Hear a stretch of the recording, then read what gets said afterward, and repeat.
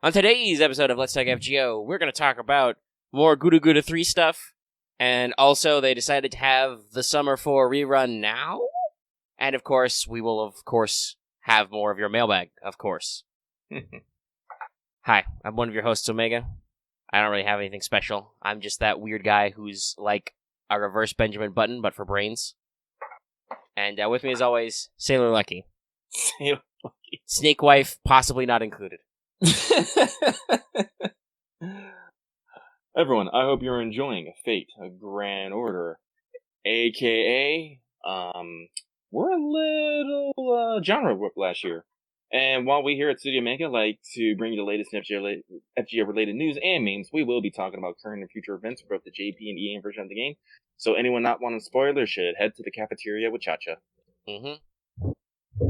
But yeah, so this show should probably be a little interesting. Obviously, we're going to get lost somewhere in the middle because we're going to do mailbag as always, and there's 33 comments, I think. Yeah, I don't know if we'll read them all, but... No, but they're there. They exist. Mm-hmm. So that's always a fun one. But there has actually been some JP news, but we're not going super hard on the news in the NA, so that'll be interesting to see. But we do have some events and stuff, and since you can actually get your permanent Ryouma, yes, we will have Welfare Corner. Yeah! I'll need to, come up with a catchy tune, like, Welfare Corner. I have no idea if those claps are going to stay in the audio edit. I heard them, though. Yeah, alright. So, let us now thank our patrons, which include Igo Comics, Blacklist OG, Carlos Qua, Jeremy Vasquez, Kylie Den, Nestor Flores, Rogue Robin, Shawnee P, some guy named Bob, Soda-san, 0424, Cyber23, and Video Game Honor 75. And if you like what we do and want to see us do more, consider supporting us on Patreon. You can get access to episodes early and lots of other goodies, and it really helps us out. Thank you for your support, everybody. Thank you. Oh, and that reminds me, I should tell you a funny story that, was it in Fate? I think it was in the Fate. I don't think it was in the audio, but we were getting everybody together for the latest session, which is public now on YouTube. You should go watch it. I think it was Vesper did a can click worthy of you. Like a big old just can pop right into the microphone. Everybody's like, what is happening? No, I'm slowly being replaced. Ah! Okay. But yeah, with the Patreon intro out of the way, I guess it's time to check in with everybody's favorite Hi, Mash. Senpai! I accidentally ended my audio drop soon, but it's okay. You got the gist. Yeah, so I had no idea what the hell the pro tip should be, so we're gonna do Wake the Fuck Up Senpai, and it's pretty simple. At some point in the future, soon, there should be a Lost Belt 2 pre-release campaign, which was a real pain in the butt for me to look up on Grand Order Wiki.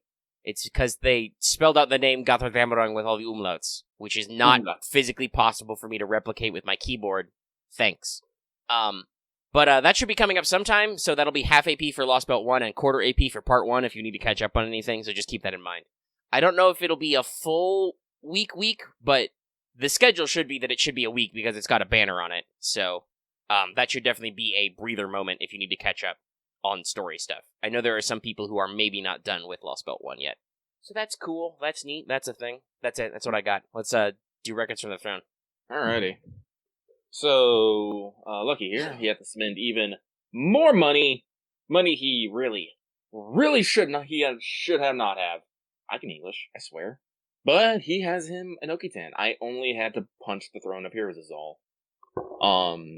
This was actually done on stream yesterday when we actually completed the story, and Lucky was in a mood, as Lucky tends to get, and he was like, be right back, I'm gonna go punch the Throne of Heroes.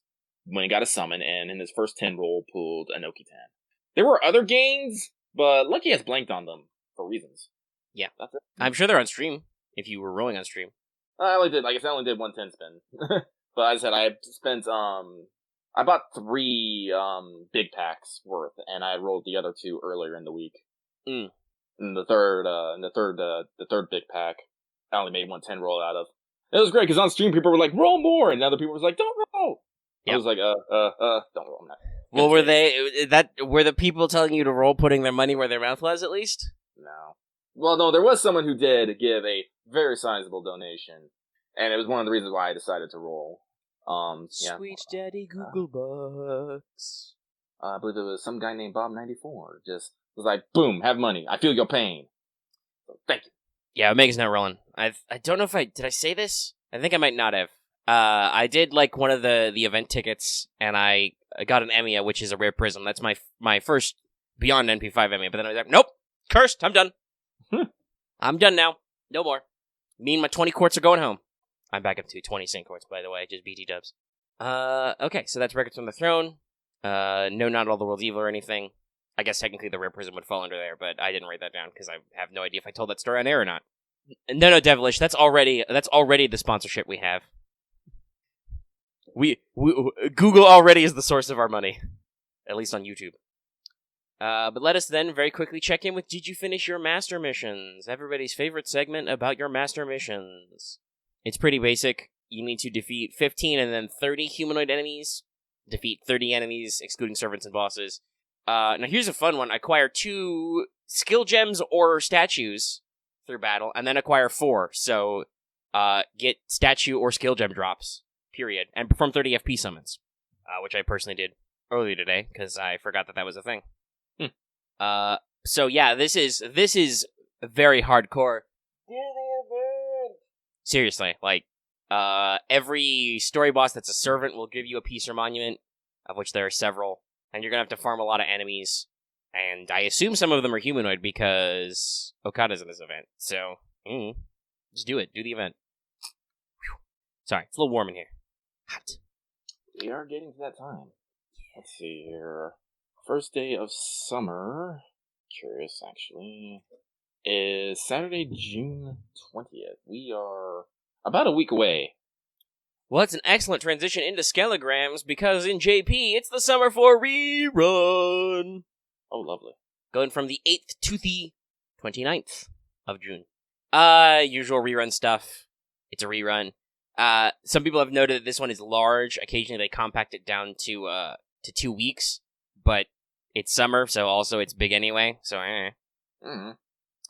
all the usual rerun shenanigans. But, the couple of things that I thought were interesting is obviously, if you already got a Grail, you get a lore, but a lot of the rewards have extra rare prisms, not only your extra welfare Saber Hokusai, but also the special costume missions give a rare prism. I don't remember if that's how it was for Summer 3, but that's interesting. That's even more free rare prisms if you're just playing the game. Talking about that sweet, sweet rare prism economy. Currently, the banner number 1 has returned, Summer Musashi, Okitan, and Carmilla, which means there's, not Okitan, Sakabihime. I wrote that wrong. Sorry, I was probably half asleep or something. That's the next banner, is Summer Okitan. Carmilla, this is why you may have seen Summer Musashi once again blowing up on Twitter. I've seen some Carmilla, too. I think my favorite one is, Musashi getting an interview, and it's like, what's your favorite thing? And Musashi says, my boobs. I'm like, yes, that is totally a Musashi answer. I think I am gonna have to roll for a Summer Musashi. Yeah, well, I mean, you are 100% rolling on that banner anyway. Yes. Yes, so, I am. Much like myself, I was looking at, what banners am I interested in? Oh, yes, no, of course, I will 100% be rolling on this banner. Don't be telling me. This is definitely gonna be a 1. There's also the weird weekend-only raid-up on Merlin, Siegfried, and Kotaro, but hey, Merlin raid-up. Merlin! And you can get, if you don't have the costumes and stuff, you can get them, and if you already have the costumes, like I said, rare prisms. Yay. Yeah. Now this does unfortunately bring us to our next bit of news, which is sad. Apparently, unfortunately, FGO Fes 5 at the Tokyo Dome has been canceled. They held on. They held on for a long time, and I was still kind of like cautiously wondering, because it's not until August, the actual anniversary. Like, I don't know, I think Japan ended their state of emergency recently, so it's like, will they do it, will they not? But no, they ultimately said, yeah, it's going to be too crowded an event, there's not going to be any way to keep people safe in our current time, so we're just going to cancel it. Look forward, we're still going to have an anniversary celebration, but we're skipping the actual big thing at the Tokyo Dome, sadly. Which is a shame, because the festivals are pretty cool, and they were going to have, concerts and all that stuff, but sometimes you got to take steps to be safe. I'm very curious, A, what they're going to do, and then, B, what they would have planned.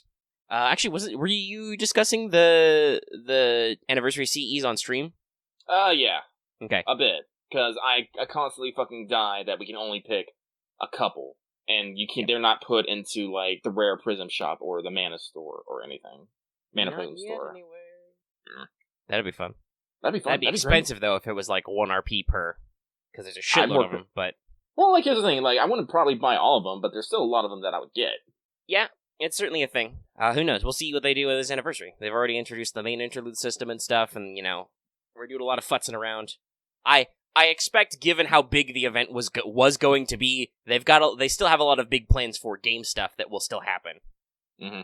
So we'll see. I know some people were already like, and we'll do somebody was like, I bet there'll be a free Lucky Bag spin. I'm just like, isn't that literally just the free SSR ticket they did? Like, I guess a free spin is still random, but I'm like, that seems too similar for them to do in, like, the same 6-month period. Yeah. We'll see, though. Actually, I don't even remember what the Lucky Bag summon pattern should be. What was it at New Year's this year? Oh. Lucky couldn't tell you. Happy New Year 2020. Summon campaign. Master missions. Okay, you're lying to me, Grand Order Wiki. There was definitely a Lucky Bag because it was New Year's. I'll go to the fandom. By the way, everyone, Lucky finally got himself a new chair. Now he can lean back! That's great. Unfortunately, I still almost killed myself yesterday as I leaned back too far. I do not know the proper lean back angle anymore. I have to relearn it and hopefully not, like, brain myself in the process. It's very important. Very important. Leaning back will let me even stream even longer. As long as I don't get sleepy. I was planning on streaming longer the other day, except I ate like 4 slices of pizza with a lot of cheese and meat. I'm all like, oh no, carbs. Sugars. The coma. It comes. Okay, there it was. So, requires 15 paid quartz. Ooh, okay, so that was, it was the, class divided, limiteds only. Oh, that's dangerous. At New Year's. That's a very spicy rate up selection. Looking at this chart. But class, so I think we should go back to, one single pool, probably, if they keep the pattern. We will see. Yeah, we will see in August.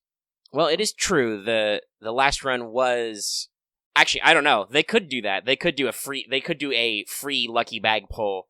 You get a limited SSR, but it's literally all of them, so it's truly a wheel spin. That's a very spicy possibility. Anyway, we should stop faffing about the news. We've got enough faff to do. We're going to super faff. We are okay. We're only at the 15-minute mark, but yeah, I think that's all the news. There's no NA news yet. Just JP stuff. Didn't Volume 2 of Fate Rick Room come out? People are like posting images. And stuff yes, yeah. That was because the collab was supposed to be promo for it. So I believe that yes, they announced that it was coming out soon, and yes, it has actually dropped. Yeah, because there's some art images and stuff of people coming out and some covers. Yeah. Mm-hmm. Kijo Koyo, I see her and like having just like a pool rink. I'm like, this is best. I'm totally rolling this dino. 2 years, here I come. No, but it's good dino. Yeah. Though now we know that the summer rerun is right after it. That's Clairvoyance is always spicy. See, this is why Lucky kills himself every summer. He's like, I'm just gonna roll everyone and not worry about it next year. Omega tries to roll, but then he dies. He just gets nothing. Like, I think, technically, with the rerun, my summer 1 is the best, because I do have many, many Tama Lancers. I did get Mordred on the rerun, and I did get Summer Martha on a ticket, even though, oddly enough, Summer Martha is the one who actually has extra rate-ups, because she'll be on Christmas this year. That's okay, I don't think I'm going to get any spares, because Bradamante is permanent, and, while cute, not that important. Not immediately after Lost Belt 3 and with New Year's coming up with Burb. But, yeah, I think Summer 2 then is my bad news. I only just barely got, like, with tickets, got Summer Nobu, who also has extra rate-ups. God damn it, me. You can't even get the ones that are truly limited. Shakes fist. Anyway, enough shaking fist. Let us begin the mailbag. So it is time once again for this week's Let's Talk FGO mailbag for June 12th, 2020. We got a bevy of comments as usual, although I can tell already some of them have not followed the standards that I have placed. I don't know if we're gonna descend on the full-on insanity, but there's only one way to find out, so let us get started. Like, again, I need to get some sort of mailbag prop. Yeah, I was just thinking, do we have a bag we can rustle? Yeah, like I like get a box, just put some papers in, just like. All right. So first one from the Magician of the Falling Stars. How poetic. Question: what is your driving motivation for playing FGO and why? Also, what is something you wish the fans would stop treating like a fact? For example, Sakura being hated for not being a virgin. In parentheses, I don't like her very much, but it's annoying to hear. When Fujino and Kohaku are better written and liked more overall, and even now it's an excuse nowadays, even when she got sixth place being a Arrowgate lead back in the day before any anime changed popularity. Thanks again. Alright, that second part is just like words. I don't know. Words, I don't know. I think I know what they're going for, but still words. Let's see. My driving motivation to play FGO? One, we literally have a show around it. If I don't play it, I have nothing to talk about. Like, Correct. that's the thing. So, honestly, you guys, like, coming here and listening to this, that's one of my main reasons just to keep fucking playing. But the second reason is, motherfucking waifus. I'm not gonna lie. It's like, I like my cute 2D PNGs. They make me happy. Third reason, story. I actually do like story, and I'm always excited when it pops up. Before we hit to the second half, Mega, do you want to? What's your? Well, yeah, I think my response, though the order will be slightly different, but my response to the first question is basically the same. One, hey, it's kind of part of our business model. Mm-hmm. Not that other stuff isn't occasionally popular, but as evidenced from like polling and streams and stuff, no, FGO is the big breadbasket here, and so we're not sellouts. We're not doing it just for the money, because otherwise you'd be able to tell. But the fact that this is the popular thing we do that we actually get rewarded for is like, that's plenty of motivation to play. Like, FGO will be the last gacha game I quit, even when I'm an old man. It's okay. I'm pretty sure FGO will probably quit before I become old, but it might not. Who knows? But then I'm just engaged with the story and the characters already too. You know, I've been playing it straight for almost 3 years, so I already liked Fate stuff, and a lot of FGO is actually pretty well written, so it really keeps me interested, and I'm invested in my personal account for reasons. Now, for that second part, honestly, I don't think I have like a clear-cut answer for things, because fans are going to be fans, and talk to anyone who spends a long time in the fandom, there are just toxic elements you cannot get rid of over just the most inane things, too. Like, if someone doesn't want to like Sakura because she's not a virgin, well, that's them. They can go do their thing. Like, I think I get more upset. Like, I think they get some more upset is when, not necessarily character things, but when they start like throwing blames at real life things. Like, when people are screaming at Albert to change stuff, I'm like, do you understand what Albert's actually job is, people? I think that's probably what, like, when fans expect, stop treating as fact that Albert has more power than he actually does. He's a translation lead. Yeah. Like, when they're screaming at, like, Albert about events or chords or changes in, character design or whatnot, I'm like, that does nothing. All you can do is just fire that up the pipe. Yeah. So I think that's probably my big one. Honestly, even if you want to be like, oh, but Albert's in charge of the translation team, he approved these translations that I don't like for some reason. Well, yeah, so did JP, though. Mm-hmm. We know they have some level of involvement because they wouldn't let Albert do Artoria instead of Altria, so they give the rubber stamp. They look at something and go, that's okay. Yeah, projection C. That's a solid one. Yeah, no, I think he said that in an early interview. They wanted to do the Artoria style, which is how Extella is translated, for instance. Because that's localized by I forget the studio right now, but Marvelous? Exceed. It's handled by the NA branch of the studios and publishers who are working on the game, so they're kind of they're separate from Type Moon directly, I believe. But they translate it as Artoria. And I believe, if I remember correctly from early interviews, Albert has said that's what he wanted to do, but Type Moon and Delightworks in Japan was directly like, no, that's not our official localization. You cannot. Hence Altria, despite the fact that I think that FGO is literally the only thing in English that has ever translated that name that way. But yeah, that's what you're saying. They don't really have all the power. They make the decisions based on what they got going on.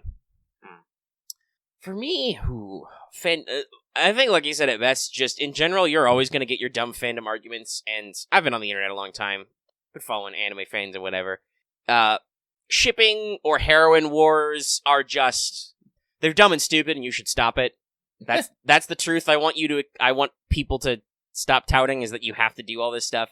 It's always been dumb, and everybody always exaggerates everybody's character flaws or perceived character flaws or whatever.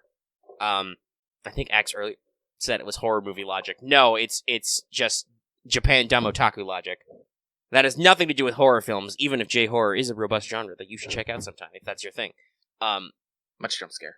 It's just, it's the way they are, and they use it as a dumb excuse. Probably because otherwise Sakura is a perfect, beautiful, adorable being who you can't be mad at. She's just so squishy, so wibbly squishy. I mean, I'll be mad at her, but not because she's not a virgin. It's like, Sakura, calm down, girl. Hit your head. Stop that. So yeah, no, in general, I just don't like dumb fandom arguments or whatever, so I don't know. My list of stuff I wish people wouldn't talk about is probably way too long to do in the podcast, but that's a me thing. True. Yeah, no, same. Like I said, this is when we go back. It's like we try not to put too much energy into being mad at things. It's just not worth it. It's like we understand it exists, it's there, but as long as we don't contribute to the argument, it's kind of just gonna pass us by. Mm-hmm. And honestly, I don't want to contribute to the argument. Like, no, we will annoy people and waste people's time if we literally run down the list of all the dumb things that the fandom does that we don't like.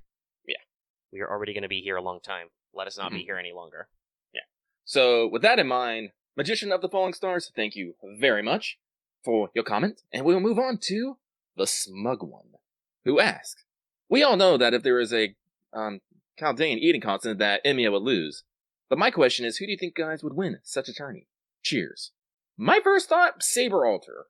I mean, literally, it is almost headcanon that Artorias are a fucking menace in a kitchen. Yeah, it's gotta be probably a Saber, or, like, does anybody have an unlimited eating power? Musashi? Musashi would be another contender. She likes to eat. She's very hungry. She has no food. Saber Alter, Musashi.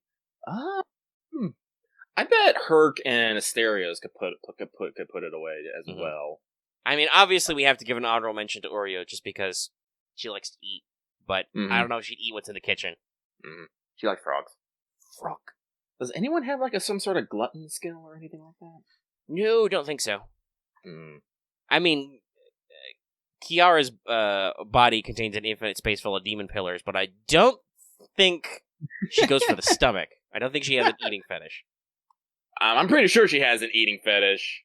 Kiara is like, are you into blank? And Kiara goes, yes. What's your kink? Yes. Exactly. Bunyan probably could also put away some food. That's just because Bunyan can be like 20 feet tall. Oh, wait. KP. Literally the largest. Her stomach is the biggestest.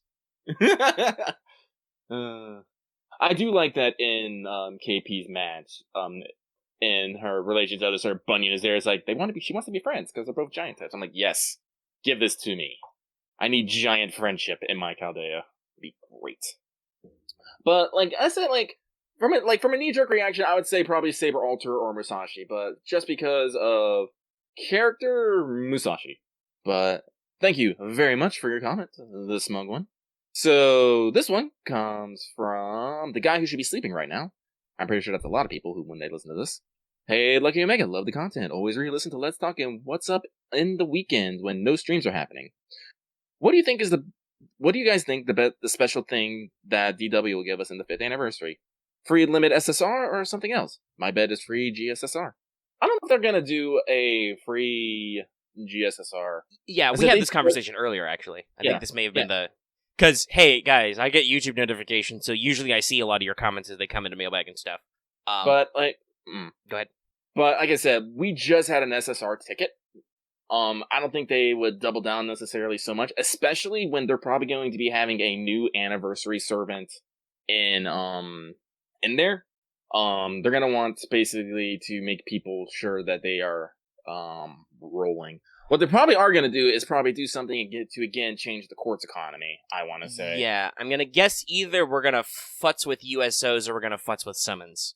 Like, maybe a better pity like, they can improve a pity mechanic. How much Saint Quartz did JP get last anniversary? Was it 300? Because my immediate thought was, oh, well, they'll just give you 300 Saint Quartz, because that's 10 pulls. That's 100 pulls, but actually, because they're 11 pulls now, that's even more, right? So, like, they would just give you a shitload of quartz and good banners.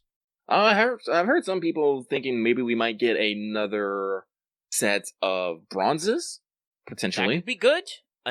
More FTP. People have been wondering maybe we'll get like maybe a 1-star Nobukatsu, especially over here in the EN version. Oh yeah, we'll be talking about some Gudaguda thoughts later.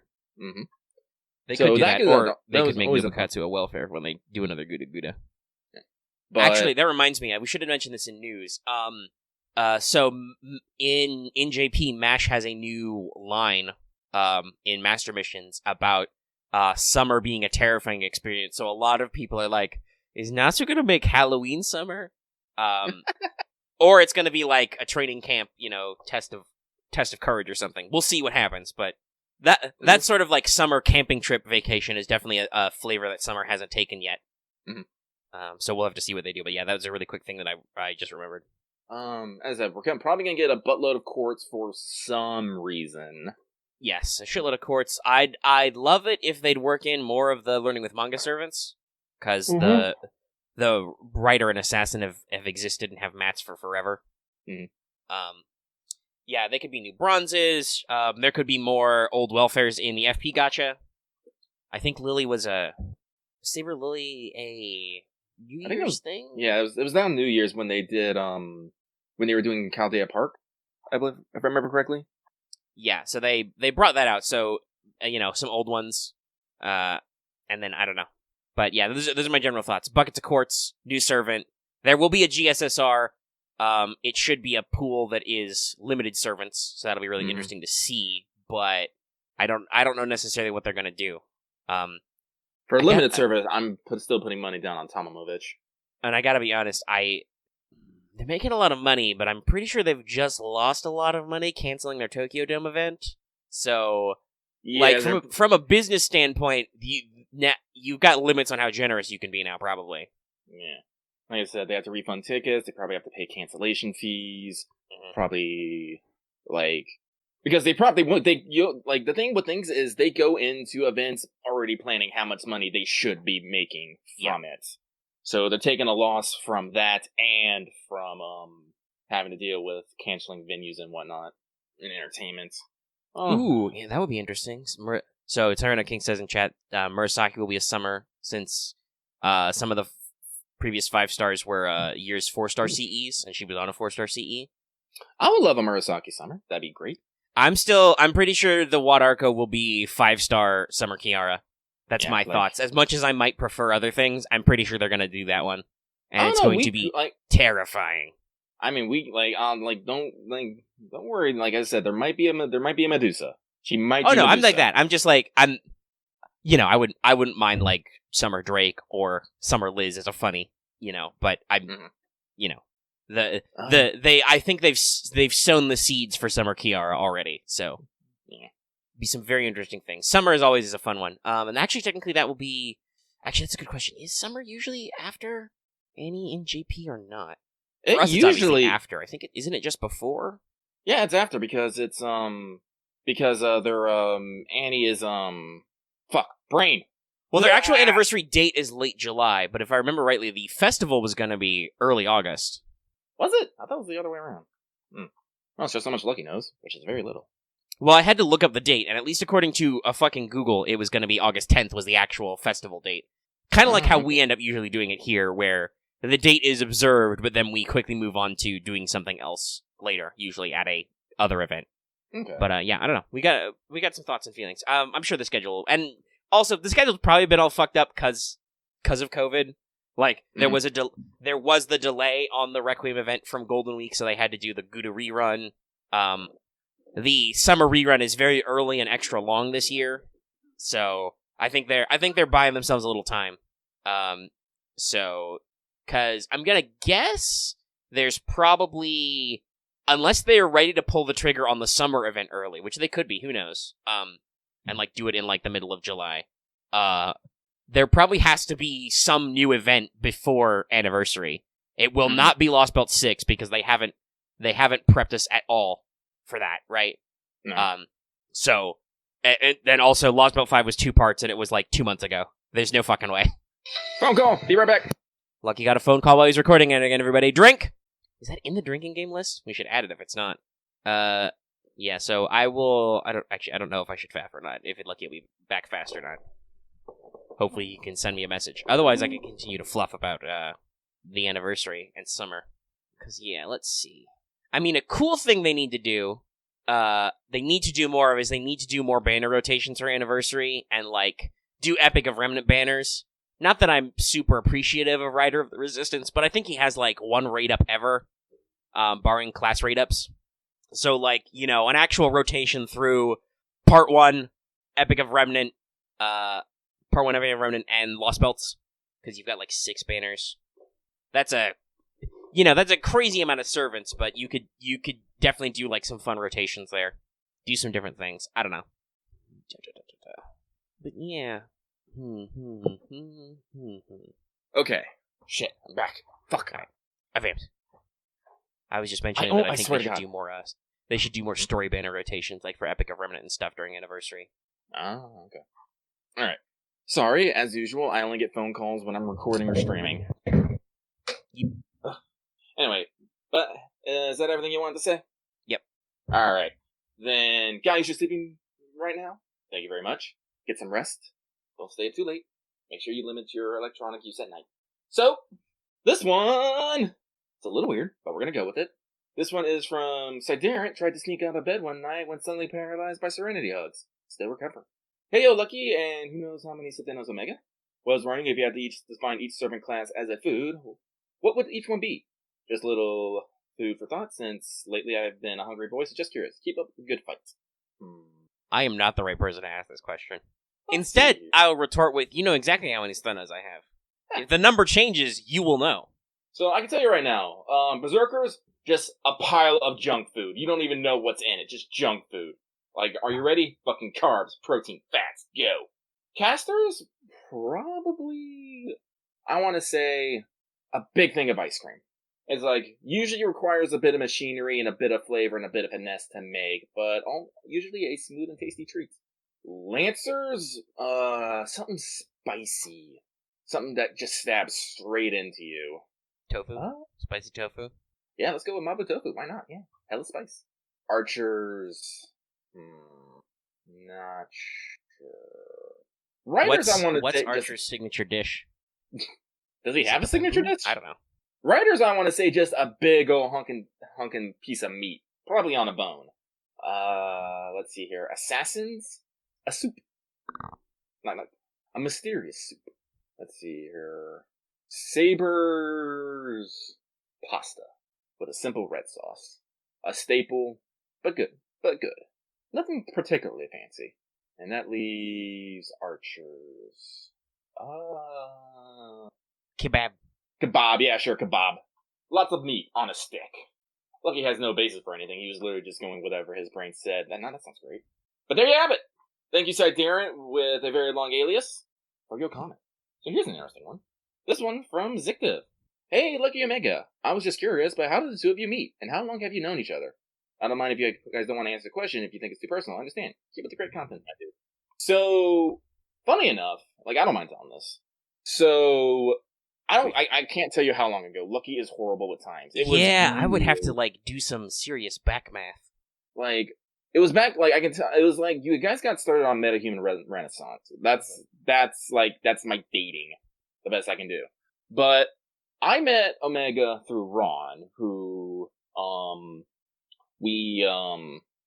because I was playing Warframe, like, several years ago. Ron was playing Warframe, and somehow we just met up one mission, and, for you, those of you who don't play Warframe, usually people don't talk in Warframe in mission. They don't. They're like, gotta get the objective, gotta do it quick, faster. Ron's not like that. Ron will shit talk and chatter the entire time, and so will I if I have someone to talk to. So we started chatting with each other. We started doing several missions together, and we like to cut up our jib. And so we added each other on Steam.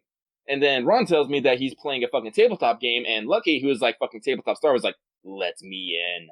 And so Ron introduced me to the group, which featured Omega, Marth, and Ron's were they still going out at the time? Yes, they were still dating. Yeah, they're still dating at the time. Girlfriend, I can't remember her name though. Kiana, thank you. And I got into the Metahuman Renaissance game, where I played Joshua Wesh, a fucking hobo with lightning powers. It was a very, very horrible end story, but fuck it. And from there, I just hung out with the group. Played a lot of Metahuman Renaissance, talked about things, argued with Ron a lot, said in the background as fucking Omega and Ron would literally, like, write paragraphs of debate. Jesus. Oh my god. Ron has this really bad habit is when he starts arguing, his fucking syllable count just goes up like 3 times. He's a talky boy. Yeah, talky boy. And unfortunately, like I said, things fade. Like we, Metahuman Renaissance kind of petered out. Like hanging out with Ron and Kiana kind of petered out. Marth hung around. Good time. We, as you said, as from knowing our Star Wars AP, we still play with him. People have like come and gone, but yeah, it's always been like me, Omega, and Marth like hanging out and doing stuff. Mm-hmm.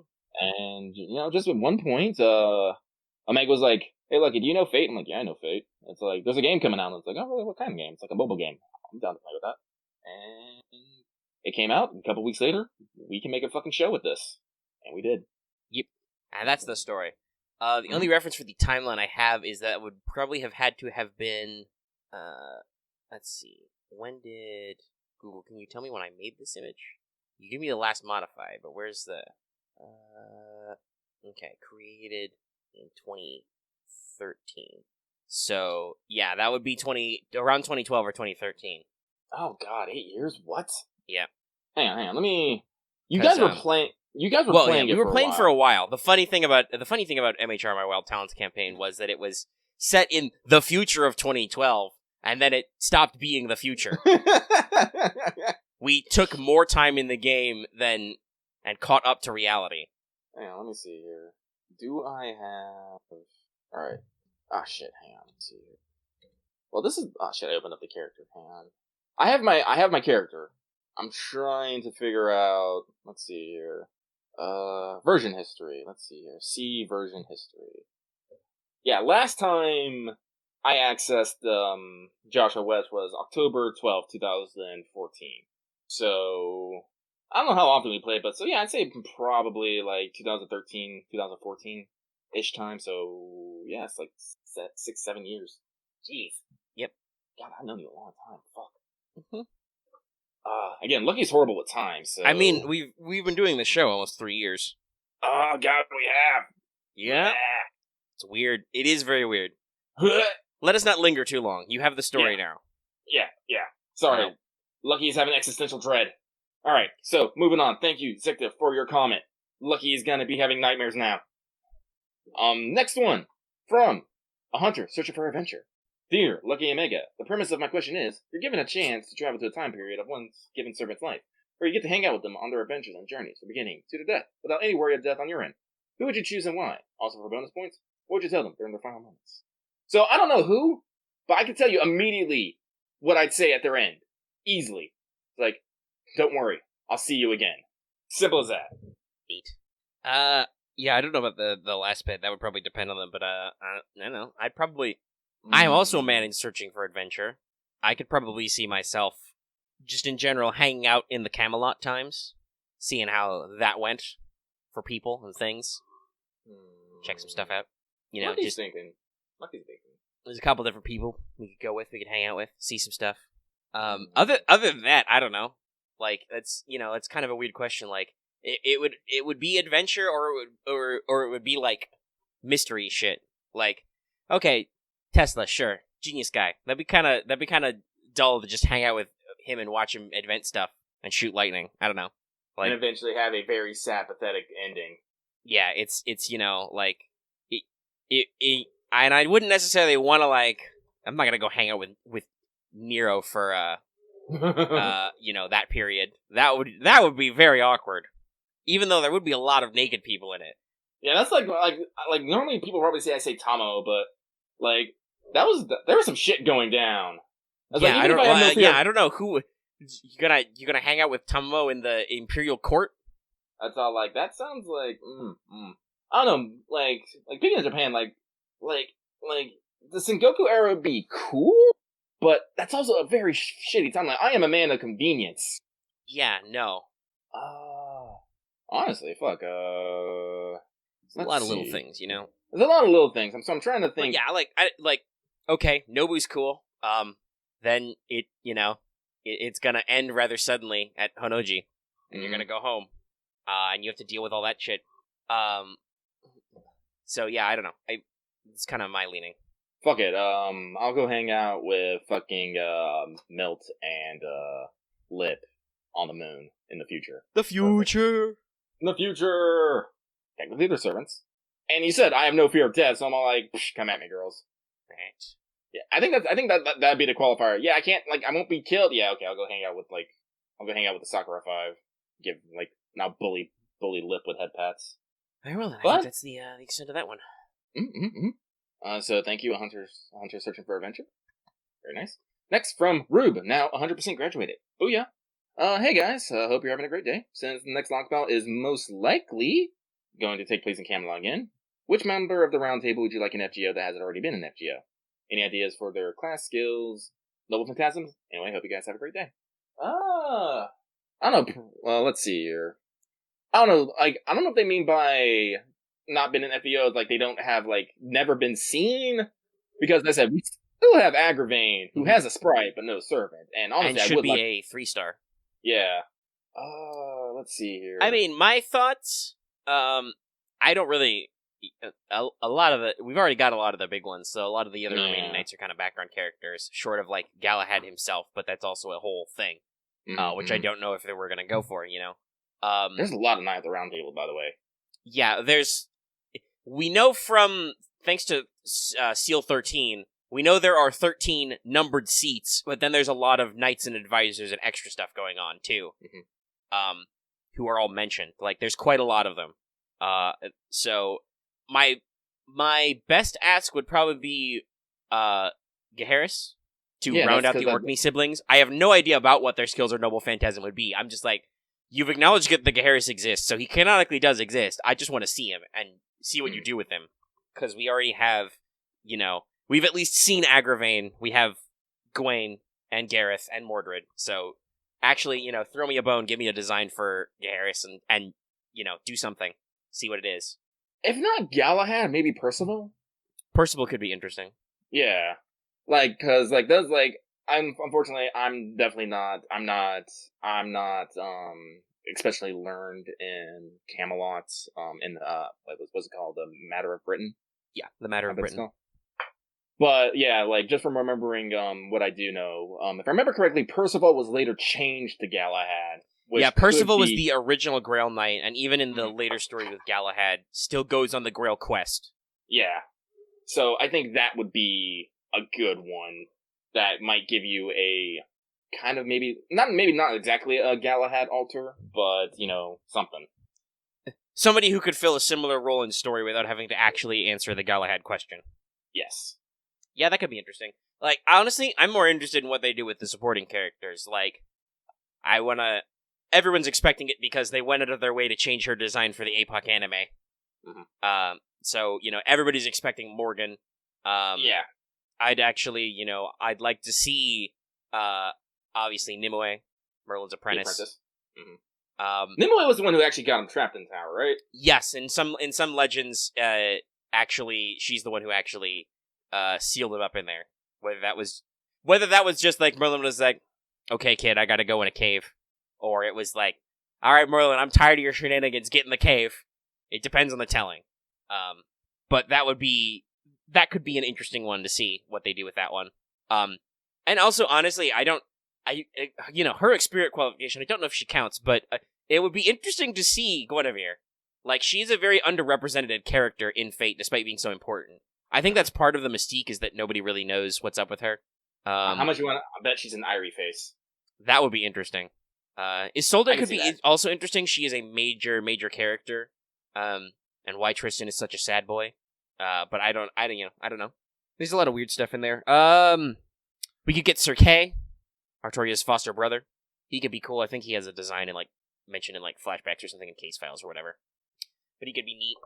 But yeah, there's a lot to pick from. There's some classic names like Boars is mentioned, but we haven't seen him. But usually he's a guy who does stuff.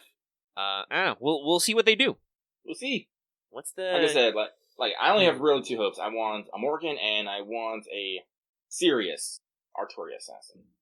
Yeah, I would predict if it's depending on how shenanigans we get.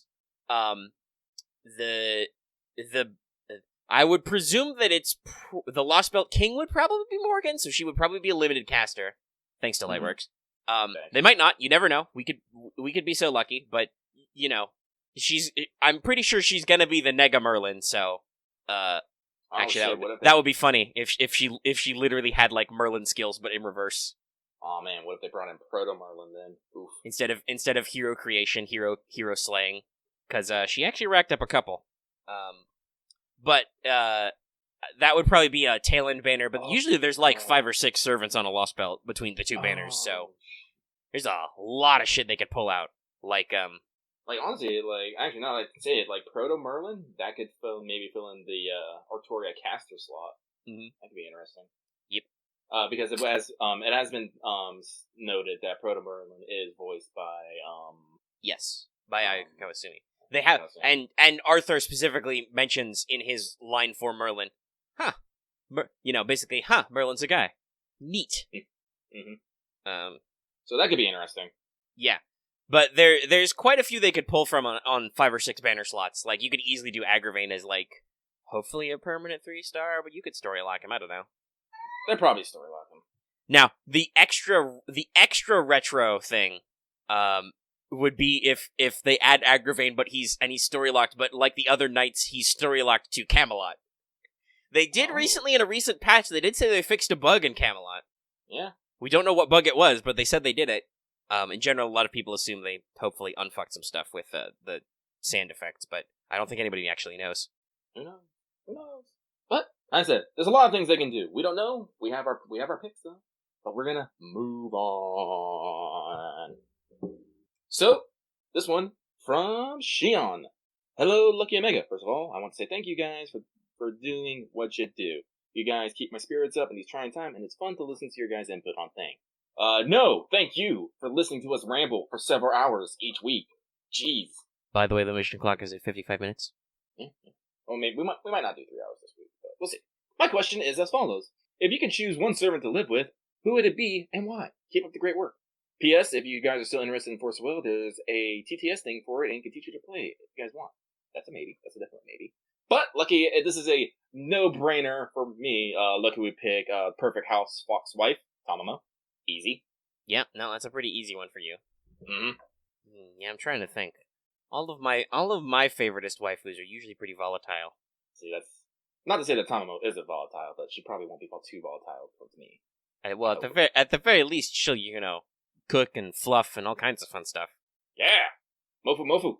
That reminds me, I need to make a fucking thumbnail. Oh, yeah. That's the thing. thing. What you're going to put in it. You probably have definitely used in a thumbnail. It would be a year ago, but definitely used all of the summer Force at some point. I'm sure. Yeah. I'll probably do... Dig up some CEs? Yeah, I'll probably do... Summer CEs? No, I'll probably do Ryouma, a CE, and... Did I use Okitan? Oh. Yes, I did. Yeah, you did. Actually, that's true. I think some people complained that you didn't use the Sailor CE yet. Yeah. Yeah, so for me, I guess if I had to pick out of my favoriteest characters, who would be the best to live with? Probably Medusa. She's nice. She likes to read, do book stuff. That'd be okay. Medusa seems like a very chill, but yeah, kind of like a living girlfriend kind of thing, I would say. You know? Yeah, because, Mordred and Ishtar would be too spoiled. Mm-hmm. And Aresh is nice, but she has other problems, like the reverse of being spoiled. Okay, I'm just gonna hide in your closet. It's dark and enclosed in here. No, Aresh, you don't have to hide in my closet. She's not hiding in the closet. Okay. But Thank you very much, Leon. Moving on to the next one, who is One Piece the Simp, who simply asked, "Howdy, Lucky Omega, what's your favorite class skill?" Favorite class skill? Well, for you, it's gotta be Madness Enhancement, right? Red card, go vroom. Yeah, honestly, I would have to say either Madness Enhancements or Writing. No, wait. Lucky's dumb. It's fucking item creation. Like, if I could have, like, one, like, class skill at fucking probably, like, you know, maybe, like, A or B, it would probably be item creation. Just the ability to make cool shit. Sounds awesome. But then probably below that would probably be territory creation, Madness Enhancement, and, Writing. Because honestly, like, looking at Writing, I'm like, this is fucking amazing. Like, yeah, as a skill, Writing is crazy good. Yeah. Like, you just fucking can operate things, even like fucking jets. You just know. And you can do crazy ass shit with them. Look at Medusa in fucking today's menu with fucking Emiya family. Mm-hmm. Or Granny Bike. Or Granny Bike. The saga of Granny Bike continues. Yeah, for me, it's definitely gotta be... the way I lean, like, you might think, Omega would go for presence concealment. No, I don't actually go anywhere. So I wouldn't necessarily want to be presence concealed. Writing would probably be a plus. That's always been a pain in the butt in my life, is transportation, and I don't really like driving, so just mystically controlling everything would be fun. Yeah, I just know how to drive this. Boats, planes, whatever. And the second is just my immediate thought is, magic resistance is fun. Both in-game and out-of-game, just, no, don't, do not. I refuse. Please no. No debuffs. Practically, I don't really know what territory creation would do. Like, my room is already my workspace. Like, I've upgraded it to a temple. I'm even cooler while I sit in my room. I don't know. In-game, I like territory creation because it's arts, but yeah, I don't know what the application. Well, it usually means that you're stronger in said territory too. So that's why I'm liking it. It's all like this, because again, if people don't Lucky is very defensive oriented, especially in base games. That's usually Lucky's first thing. He's like, all right, big defense energy. Now we attack. So territory creation is something that I really like. But no, first make cool shit. Cool shit, go boom. But One Piece the Simp. Thank you very much. Next one from Merkava Main. A real question this time. What servant and CEs do you have as support setups? Also, do you have a setup dedicated to events? So, I do have, like, my, what I like to call just my basic non-event setup, which just basically has a lot of level 90 SSRs. And actually, let me see here. I can actually pull it up here. I'm in the middle of a quest, so I can pull up my actual, which is called the A-Team, is my default, and then I have as a third slet, it's funny I say that. It's called Harem, which is just my favoriteest girls. I never actually display that support setup, except maybe during Valentine's, but I just have it, because who needs 3? But to answer the second question, yes, I have a support setup, which is called Event, and just, when there's an event on, I tab over to that one, and I reconfigure it for the event bonus, which is what I'm running right now. Yeah, so, I'll read out mine real quick here. So my standard one, I don't actually call it my A-Team, I have my friend code at the top of it, so I can post it to people. But I run level 90 John with a max MLB Phonecalls, level 90 Musashi with MLB limited 0 over, max level Ishtar with MLB imaginary around, level 90 Tamalancer with MLB Victor of the Moon. Wait, there's that. Fuck. Yeah, Victor is Victor of the Moon. I can't remember if it's that or on another side. Max level Drake with MLB Mona Lisa. Level 100 Tamamo with MLB Chaldea. Chaldea Tea Time. Shutin with a K-scope on. Right now, why do you have a K-scope on? I guess it really doesn't matter.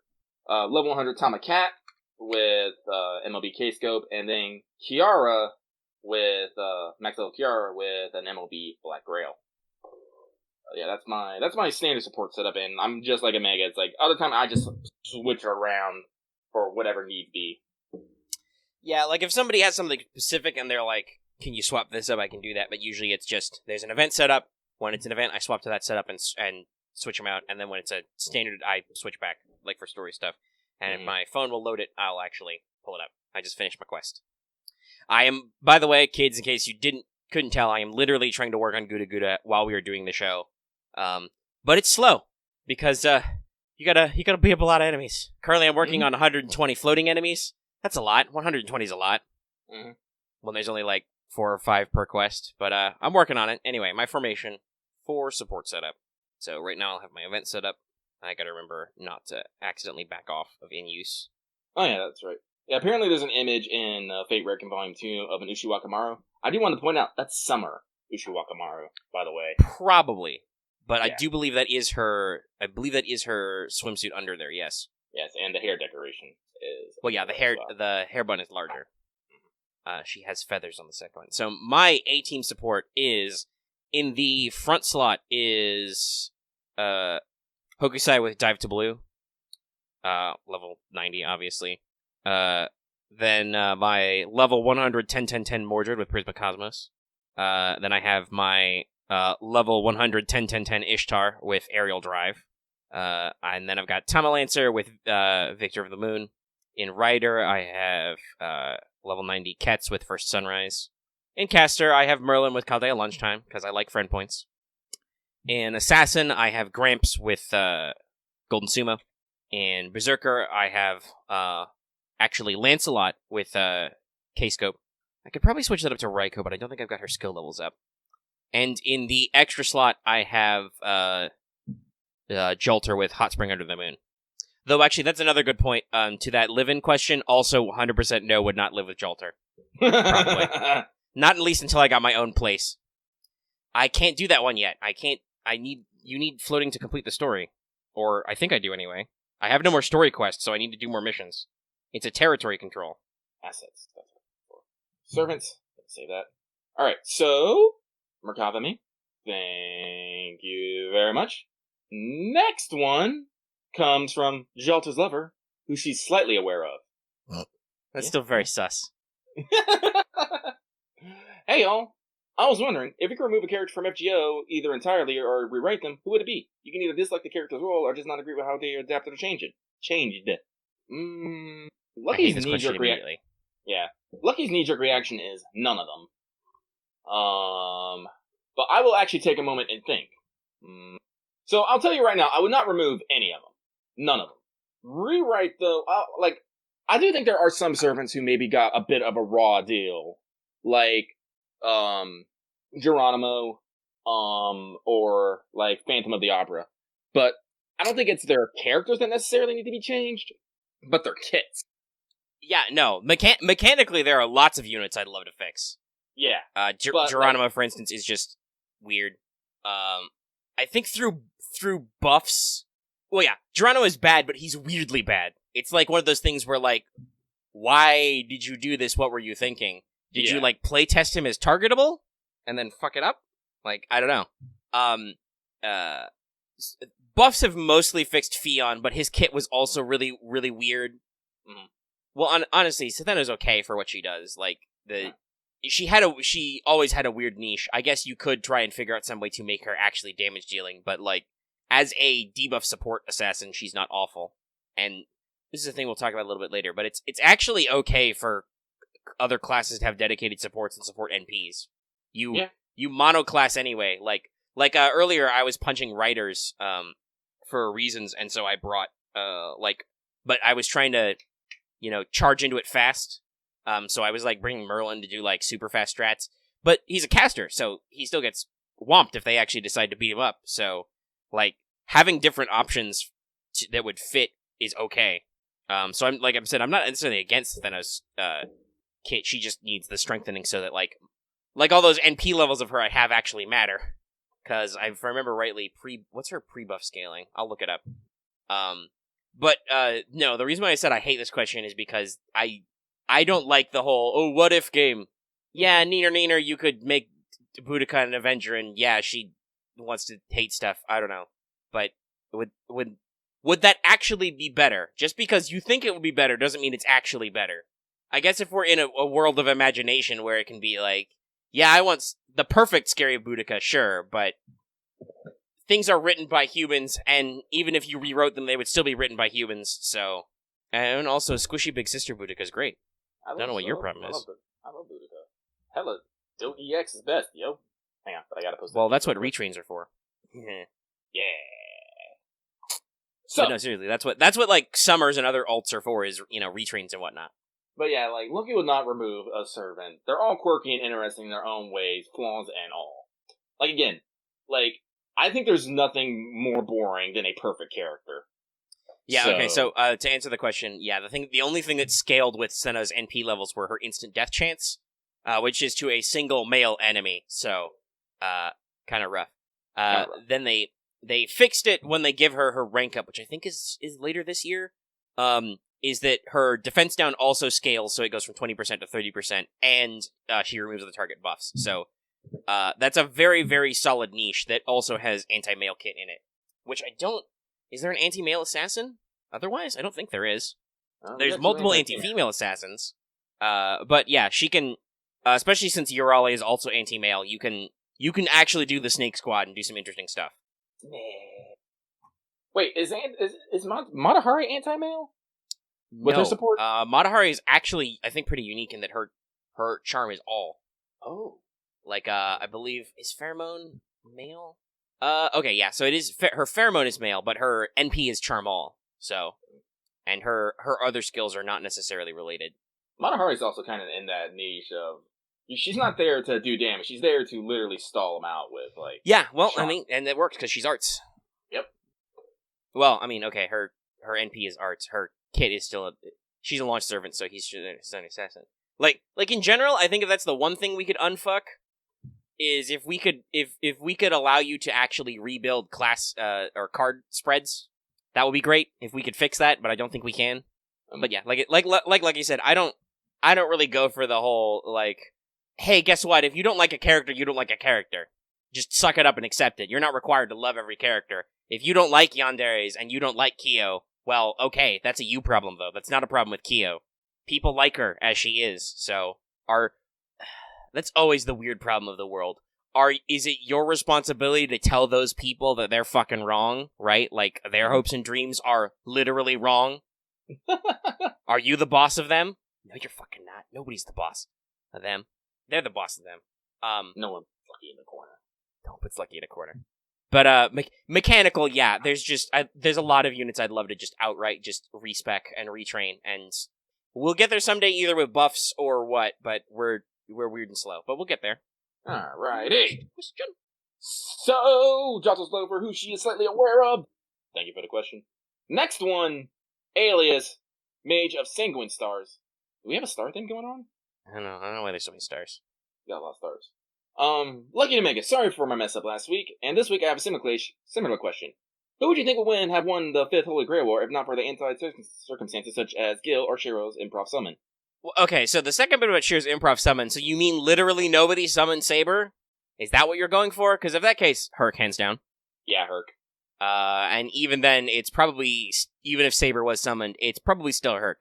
It's Ilya or Rin, I think. Well, like I said, if Shiro's improv summon, I don't know if if Shiro was not involved in this Holy Grail War, I don't think he would have fucking, actually made it to becoming Enya. Right, but Archer would still exist, so. Archer would still exist, but it wouldn't be... But, well, actually, I don't know. I guess if Shiro never got involved, technically Sakura has no reason to bow out, and she's actually a really, really strong master, so it would be one of the three families for once, ironically. Like, it would be Herc, it would be Medusa, who's actually really high tier, or it would be Rin and Archer, because he's Batman. Like, that's Batman. It. That's just how it is. Like, I'm sure Kyrie would try to fuck some shit up with Ku, but he's not great at it, and I don't know. Well, I guess, I don't know. If Gil's not there, does that mean that Kyrie still killed Bazette? Bazette is too OP. Please nerf. Which is what Kyrie did. But, like, she's super bullshit as a human being. And it's literally unfair. It's literally unbalanced. But yeah, I don't know. Like honestly, yeah, my knee-jerk reaction is hecking, Herc just because he's so goddamn hard to kill. Yeah, no, Herc is a boss. Yeah.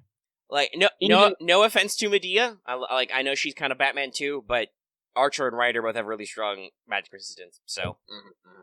And, like, here's the thing, Archer can if he uses unlimited blade works, he can do the thing that Gil did that beat Medea pretty hardcore, which is just shoot lots of swords at her. Like honestly, Shiro not being there and Gil not being there basically means all all the normal ass baggage from the Grail War is unpacked, and thus everybody can just fight, which means it's bad because there's a lot of really good characters in there to punch up. Yeah, no matter which assassin would it be, Kojiro or Hassan, they would job so quickly. I said Ku's luck is terrible. He would lose. He would lose, yeah. Like, even if he took out some guys with him, somebody would get him. He'd get got somehow. He would not be last man standing, no. And, like, I don't know who'd be the fucking Saber if it not Shiro. I guess some other mage schmuck that got, like, sent here and then job eventually. I don't know. But still, probably will not summon, Artoria, because guess what? They don't have fucking Avalon. Yeah. Nah. Yeah, well, yeah. Artoria got summoned because Shiro was the catalyst. Yeah. Anyway. That'd be interesting. Anyway! Major Sanguine Stars, thank you for your question. We are moving on! Alright, let us take a quick break, because we've been going for over an hour. I need to, like, get up and walk around. Righto. Intermission, everybody! Okay, and we're back. It was literally nothing to you. Nope. Alright. So... Oh, God. What? We have quite a few of these left. We're making progress. So, next one comes from Spartan Fire. Guys, I think I mentioned, like, I want you guys to put your alias before the question, not in the question. So, hey, Lucky and Mega, Spartan Fire here. I was curious, which alternate server constant would you like to see added to FGO as constant dress? Thanks for all the work you do and put into your shows. Keep up the great work. Thank you very much. I think basically anything from Arcade. Yeah, no. Like, anything from Arcade to anything from Extella and Extella Link. Like, Policewoman Tamamo, that's fucking great. Cop Tamamo is pretty funny. Yeah. There's also JK Tamamo, so great. Let's see here. So let's see. Let me run down what Arcade has that we could use. They've got Artoria with hats, not a big deal. Karna with glasses. We could probably get that. Less glasses, BT dubs. It's neat, but also it's too much. Stop it. But we've got Hairbuns Martha. We've got Anniversary Dress Jean. That's a big one. Ponytail Drake. Big one. Also Extella Drake, which also has the ponytail, would just be better. They've got Hair Down Nero. They've got Bunny Skahawk, please. Hey, remember, Omega, Extella has Bunny Medusa. It's true.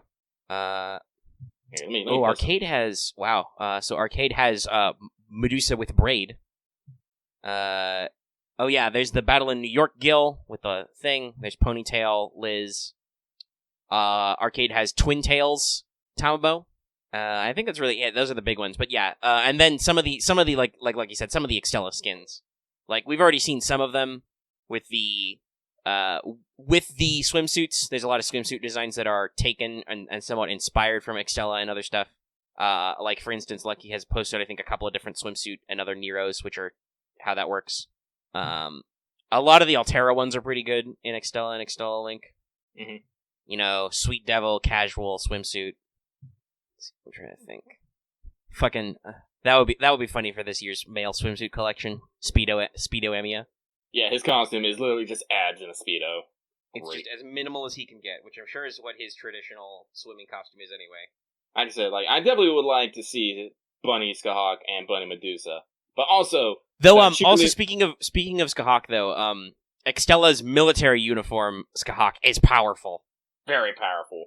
It's not here, but let me see here. I think it was it was a pre-order. It was the pre-order one, but it's a spicy one. See if I can find an image of it real quick. Let me see. Official image. Though there's also in that kind of like formal wear and stuff you're showing off. There is a Karna with apron, which is adorable. Yes. He's helping, guys. Like honestly, that's probably the thing I'd go for is more casual units, and a couple of the special costumes from like Extella. Because a lot of servants also have canonical casual looks that are not referenced at all in FGO yet. I would also like this Cheerleader Liz. Cheerleader Liz is a fun looking one. Yeah. With pom-pom tail. With pom-pom tail. That's important. Super important. Now let me close these 80 fucking tabs of Extella links. Now that I'm thinking about it, also, I've just realized, Liz's summer outfit is actually, surprisingly simple and wholesome, and not, like, super extra. It's just, like, she's wearing, I think it's literally just, like, a jacket, or possibly a wet shirt, but I think it's actually, like, a jacket, and then Is it a 1-piece or 2-piece underneath? I don't know. Alright. Knowing Wadarko, it's probably like 50 pieces or something. Who the fuck knows? And it'll just have the peak of the untanned skin nearby. Room Casual Tamamo is also a pretty fun one. Actually, speaking of Jean, much like the Anniversary desk, also just casual Jean could be good. We don't have that yet at all, even though there was an APOC rerun. You know, kind of a big deal character, only permanent ruler in the game. You could do something that, well, only permanent 5-star now. Asturia's permanent. Like costumes in FGO are weird because like a lot of them are just like, oh, Old Man Lee can take his glasses off. Actually, I had to talk about this on stream. Like, I find it stupid weird in how, like, in all the other gacha games we play, costumes are just fucking raining from the heavens, and... Yeah, like, whereas FGO is like, no, we don't want to do alternate costumes and animations as much. But we do them for all the weirdest shit. Like, when Heaven's Feel actually comes out, we're gonna get alternate costumes so you can keep Artoria with invisible air for some goddamn reason. But yeah, it's a little weird to me. Mm-hmm. Like some of the glasses ones are the alternate. Well, also personally, I think they wasted their fucking time doing no tan versions of Summer BD. You should just suck it up and let her be tanned, like Wadarko intended. Or it's really goofy, especially because there's no rerun for her. But that Christmas Kets has 2 costumes as a welfare, which is no mask, lucha mask, and black mask as a heel. So I don't know. It's like really weird. They go overboard on some stuff, but also it's so small. It's like I don't even know, guys. Yeah, I don't know. I'm also we're not gonna keep on this question anymore. No. We want a lot of costumes, all right, a lot. So thank you, Sparkfire. Hey, that's the cool thing they could do for us for Anniversary is like do like 7 costumes. Costume dump. Just put them in the Rare Prism shop. So this one comes from Broke High Schooler. That's a big mood. Dear Lucky and Omega, what makes a counter hero / guardian special? And lastly, big fan of your channel. Well, thank you. Let's see here. So what makes a counter hero guardian special? Well, technically, I believe those are 2 different things. Counter heroes or nega heroes is like, that's an actual like skill or quality that some servants have. Like I think Shez has that as a personal skill, is counter hero. Are we talking about like anti-hero traits and stuff like that? No, like literally the term counter hero is one of her skills. Oh. But we're talking like agents of the counter force, which I think you may be. Like, yes, counter guardians. Like, the way I understand it, like, agents of the counter force can be literally just any servant summon, but there are particular notes, like, of ones that have made deals with the counter force while they were still alive. Like, for example, in Gudaguda 3, well, actually, I don't want to say that. We'll get there. We'll get there. But it's not a super spoiler, though. It's not a super spoiler, but it's something that's alluded to in Gudaguda 3. Like, most notably, though, Emiya is an example of this. Made a deal with the world, most likely Alea, for power while he was alive, and when he died, Counterforce was just like, shoop, you mine now. And basically used him to, make sure that humanity does not destroy itself, usually by killing a lot of people. Mm-hmm. Poor Emiya. And you can probably see that example with, like, Assassin Emiya and other things. Then there's also just like other servants, like in the event, Ryouma is an agent of the Counterforce, but he's also a heroic spirit in his own right. So I don't know, like, necessarily if there is a difference between them. It's just the way that they were made. Some were just kind of more normal people who made a deal, and some are just heroes in their own right. Yeah, the actual people who are counter guardians is just the capital Emiyas, Okitan, Okita Altar. And then the Rin counter guardian from Capsule Servant, Tosaka, who is a joke because she's in debt to the Holy Grail, which is why she is a counter guardian. But the counter, we've talked about this before. The counter force will use any tool it can. Yeah. Sometimes it won't even going to another world line. That was literally what happened in Kara no Kyokai. Is it's been alluded to that the counter force literally pushed Shiki into basically disrupting everything that was going on there. Yeah, in episode 5, the counter force basically massaged things so that Shiki would be everybody would be in the right place to let Shiki fuck up his plans to reach the root, because don't touch the root, kid. It's bad. Don't touch the root, no. You're not allowed in the Akashic Records because you could fuck something up.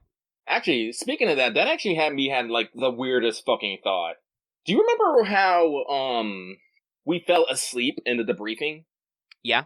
Like, I always found that really odd, because it was literally that one moment that saved us from, like... Right, yeah. Thing. This was a conversation I think I had in the post-show for the Fate, because we were... The players are often debating whether they're Team A or not. Mm-hmm. Functionally, they're like that.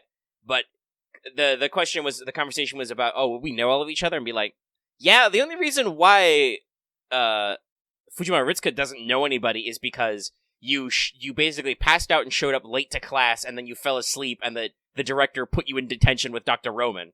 Yeah. Like, that's the only reason why you never actually meet anybody. And so I'm do some weird stuff.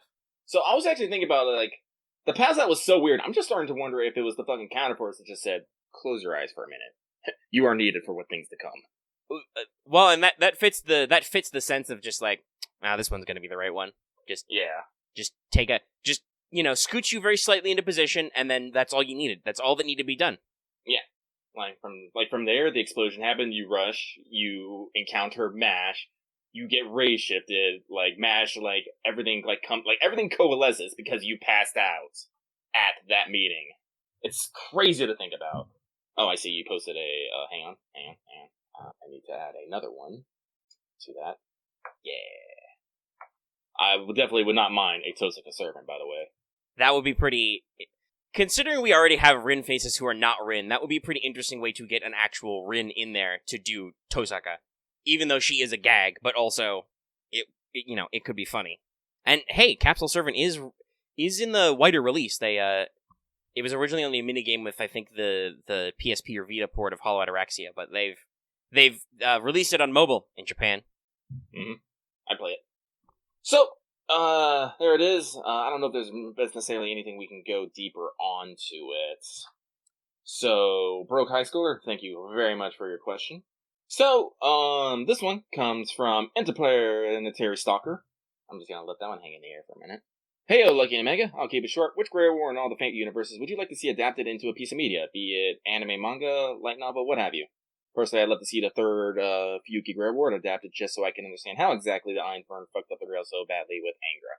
I honestly, personally, that is a very fair one. A lot of this shit stems from Grey Wars we just don't know. Yeah. So I would like, the 3 definitely be really high up there. Yeah, an actual third look would be pretty good.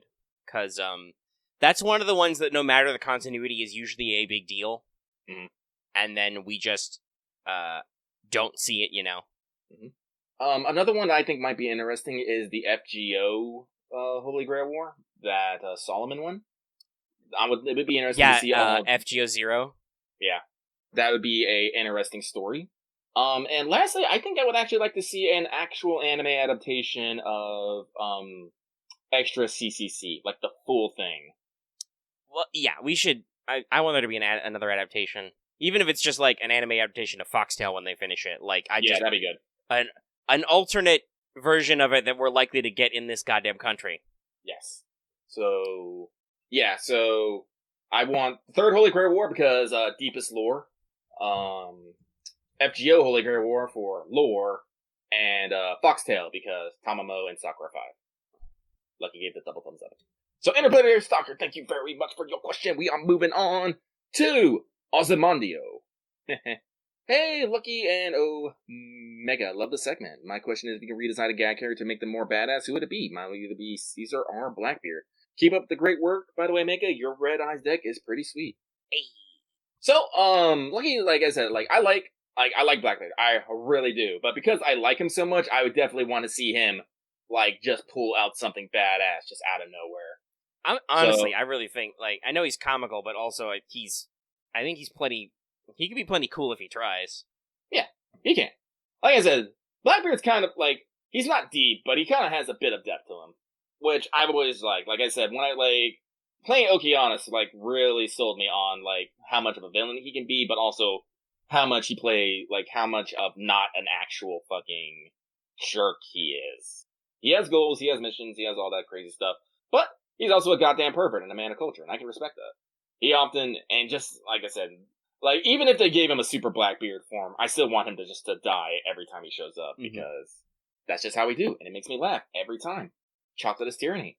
I don't know. I'm trying to think who the only thing is I do remember I made a joke during our voice welfare collab about how because Nobu is a gag character, you'll never take her seriously, and then they made Mao Nobu, so like I mean honestly, I think Caesar can be plenty serious enough. Everybody just selectively forgets that Septum exists, much like the Tsukihime anime. Everyone who tries to tell me the anime doesn't exist, I will yell at them that they're in denial. It happened. It can't unhappen. It was just bad. We don't want to talk about it. But yeah, like I wouldn't mind if they treated him more seriously, but he doesn't need to be more badass. He's already pretty good. Like he's actually quite strong and fighty, despite being rotund. I don't know. Like, even Liz has her serious moments. I'm trying to think. Like, I feel like Nobu was the character, but then they actually did that. Like, Nobu was the character I wanted to see them try and be more serious with, and they've done it, like, twice now. Because we've got Trenchcoat Nobu in Gudaguda 3, and then actual Avenger Nobu comes out, who can turn into an actual Demon King of 6th Heaven. So I don't know. I'm trying to think. Like, who else do we really have it? I guess Chacha's kind of a gag character. I guess we could do. She jokes about it. I've seen the screen cap. She jokes about being Lady Yodo. Again, actually, Lucky was actually flabbergasted a little bit about that. As I think it was only a few weeks ago how I was talking how I wanted an Avenger Chacha. So yeah, that's another talking about Gudaguda characters they still have to do, which is a lot. Which we'll talk more about, I think, when we get to Free Talk. That could be another one where they actually. Because that's got a couple of interesting things, you know, where one Chacha says that specifically when she says that her adult form is Vavoom. Because obviously Chacha is explicitly her childhood name and her deliberately trying to be younger because like lots of other characters, being an adult is when all her bad stuff happened to her. But sorry, my mic cord's being feisty. But, like, her actually being her adult form, which she's joked about several times. And we all know that it's fate, and jokes are deepest lore. Deepest lore. Someone in the Patreon chat says Bunyan, and I'm just gonna be like, no, Bunyan is perfect as she is. Bunyan also has serious bits. That was her event. Like, guys, do you guys not read? Do you guys forget? Lots of stuff happens. Again, this is like my comments about, like, sometimes you don't, characters, you know, just because you don't like a character doesn't mean they have to be different. Like, even if you don't remember, they have serious moments. Well, I don't know. They've joked about Slim Caesar, so God knows Slim Caesar could be a thing. That would be a funny costume. That was... Who did that? Someone did... the official FGO artist did a fucking comment with Slim Caesar, and I can't remember who it was probably Redrop. It was probably Redrop. Like, when you're talking about Mad Lad art, it's probably... Well, depending on your different kind of Mad Lad. In general, it's probably Redrop or Paco.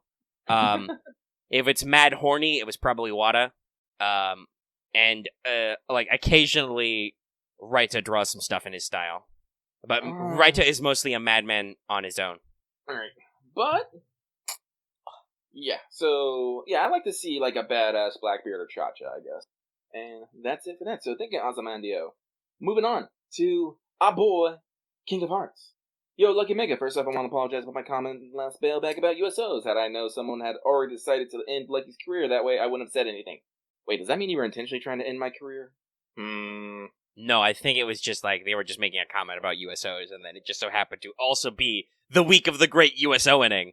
That being said, I'm curious, out of the extra classes, which one is your favorite, and who in that class is your favorite? So, in the extra classes, like I like alter egos because you get some crazy ass thinking alter egos. But as an actual class, I'd have to say Foreigner. Foreigner is fucking wild, y'all. It is. Yeah, Foreigner's probably up there for me too. Like it is, it is alien god bullshit, but also space.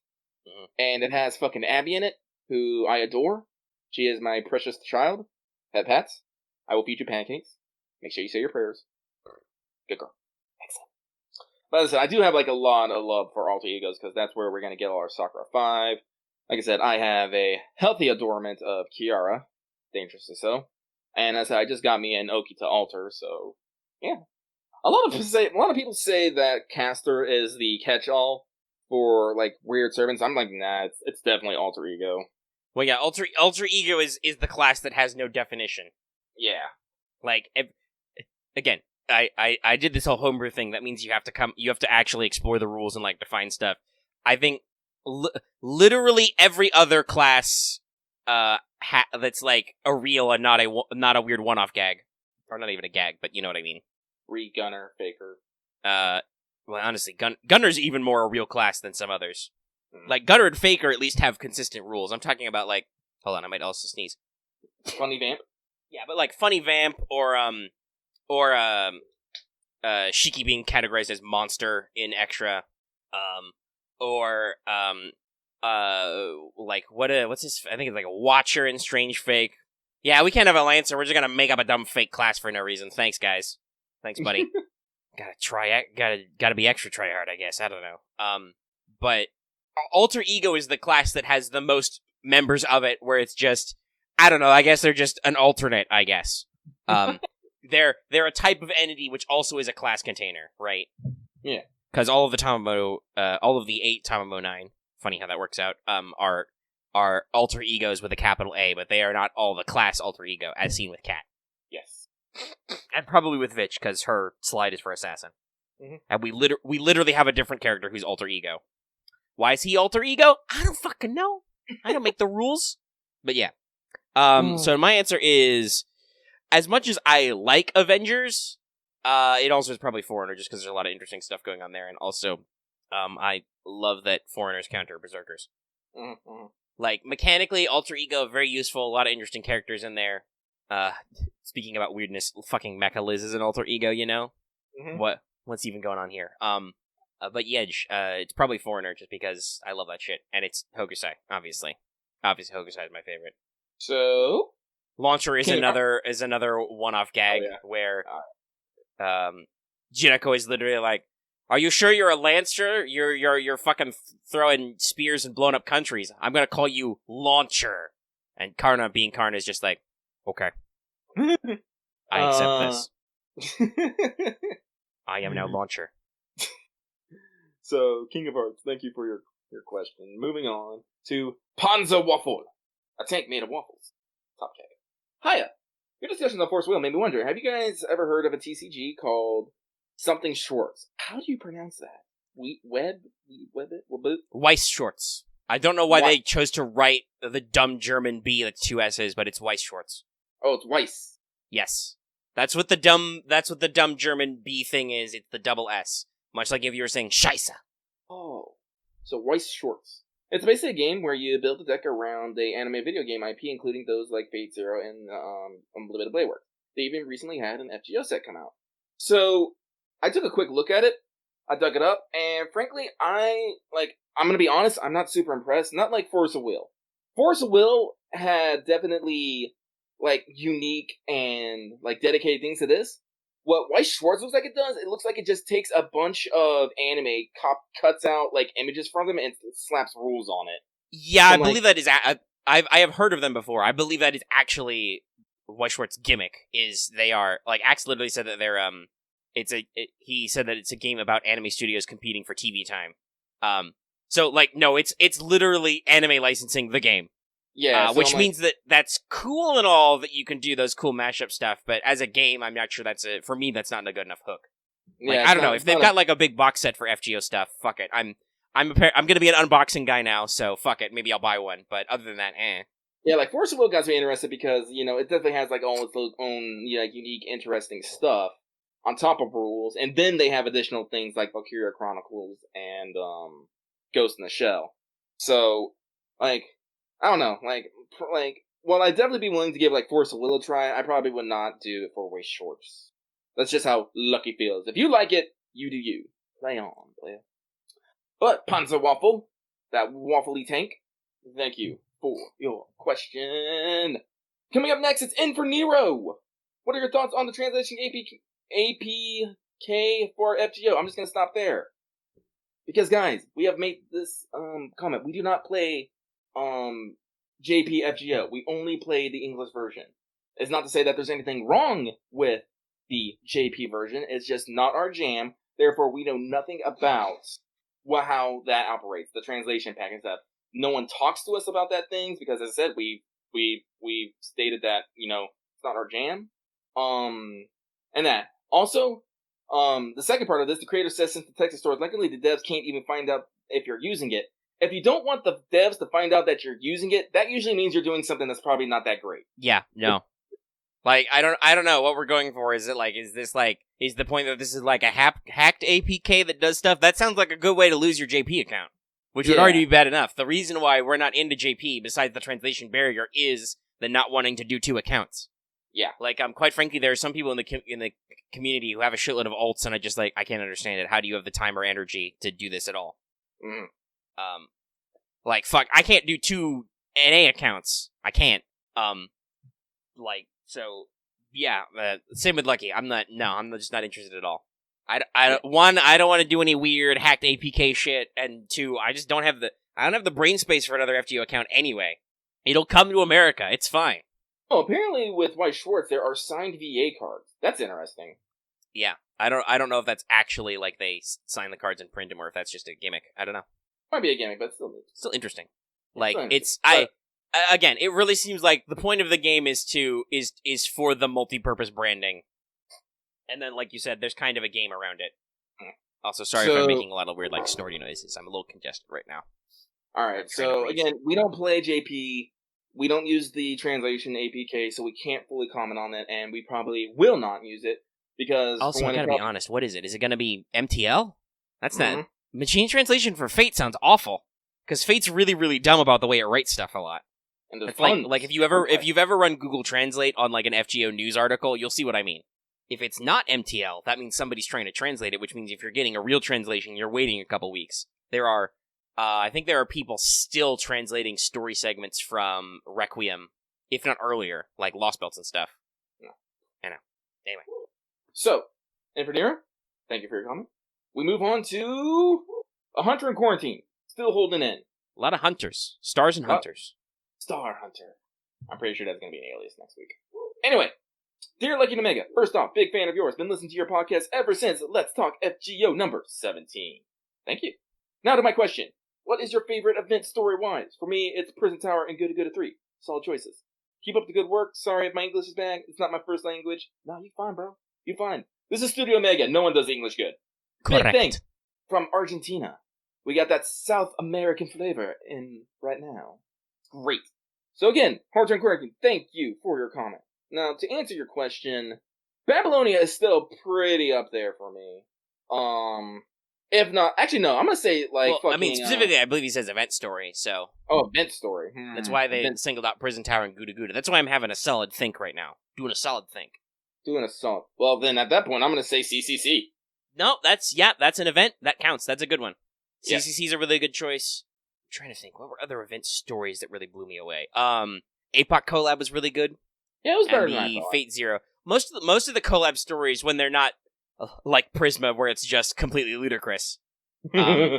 Most of the collab type stories are pretty fun and pretty interesting. They do a lot of interesting stuff with them. Also, yeah, I think a lot of the events I'm most interested to see the story are still in the future. Like, I want to see Toku Labyrinth and Saber Wars 2. Also, shout out to the Liz trilogy, though. Yeah, just the overall arc of the Liz trilogy is those stories weren't always the most interesting. Like, honestly, Halloween 1's not really that deep. No, but it's not. They were always entertaining. Yeah, that's why I have to say it's like as a whole. Like, I wouldn't pick any of them individually, but just literally going on this yearly journey to deal with Liz is something that it's something that keeps a smile on my face sometimes. But like, hands down, CCC. It is literally the event that made me do a 180 on Melt as a character. By the way, so somebody pulled up a Google Translate of some of the characters. So, Jean is fine, Holmes is fine, Scotty is Sky, Merlin's fine. I don't know why. I guess it's because it's Zhilang. They translated him as Makoto Kome. Tamamo no Mai is before the time ago. So if you've ever heard that joke, before the egg. Nightingale is knighting, and Osakabe Hime is criminal princess, which I'm pretty sure is because her name literally translates to princess in the walls. Mm-hmm. Oh, Kiara is koala killer. And this is also where the classic Mode Red comes from. That's how Mordred's name is translated. This is what machine translation gets you, kids. Mode Red and Koala Killer. Lucky your next nickname should be Koala Killer. Maybe. Okay, I'm in control again. Sometimes you just gotta laugh. Sometimes you just gotta laugh. So thank you very much. Now, next one is from Lance is the best Monster Hunter weapon. Fight me. Well, it's the best for you. Now, hey, Lucky and Omega, are there any non-event 3-star CEs that you recommend using, or is it better just to burn them for mana prisms? I am not an authority on this question. Oh boy, hold on. I gotta look at a list. There's a lot. Honestly, most of them aren't the worstest. Worstest? Like, I'm trying to think. Like, I don't use 3-star CEs. I really don't. Usually they're for budget or for stuff. Like, let's see, what do we got? 3-star CEs is when as much as we joke about black keys, the black keys weren't awful. 10% up in a card type. Dragon Meridian isn't bad. That's 50% at max limit break. Some of the classier ones. Let me really quickly scroll through what's out in EN at the list. Like, here's the problem. Like, Lucky has like such ridiculous CE luck that I've never had had to think about using like 3-star CEs. I have a few 3-star CEs which I have saved either because I like their look or just they are actually useful if you need a budget option, because sometimes you go over budget. It happens. Oh boy, okay, there we go, 3 stars. Let's see, what are the permanent ones? Like I said, the original black keys, as much as we joke about them, they're not awful. Same with Dragon's Meridian. Moonstall Automaton was very funny. That's an event limited.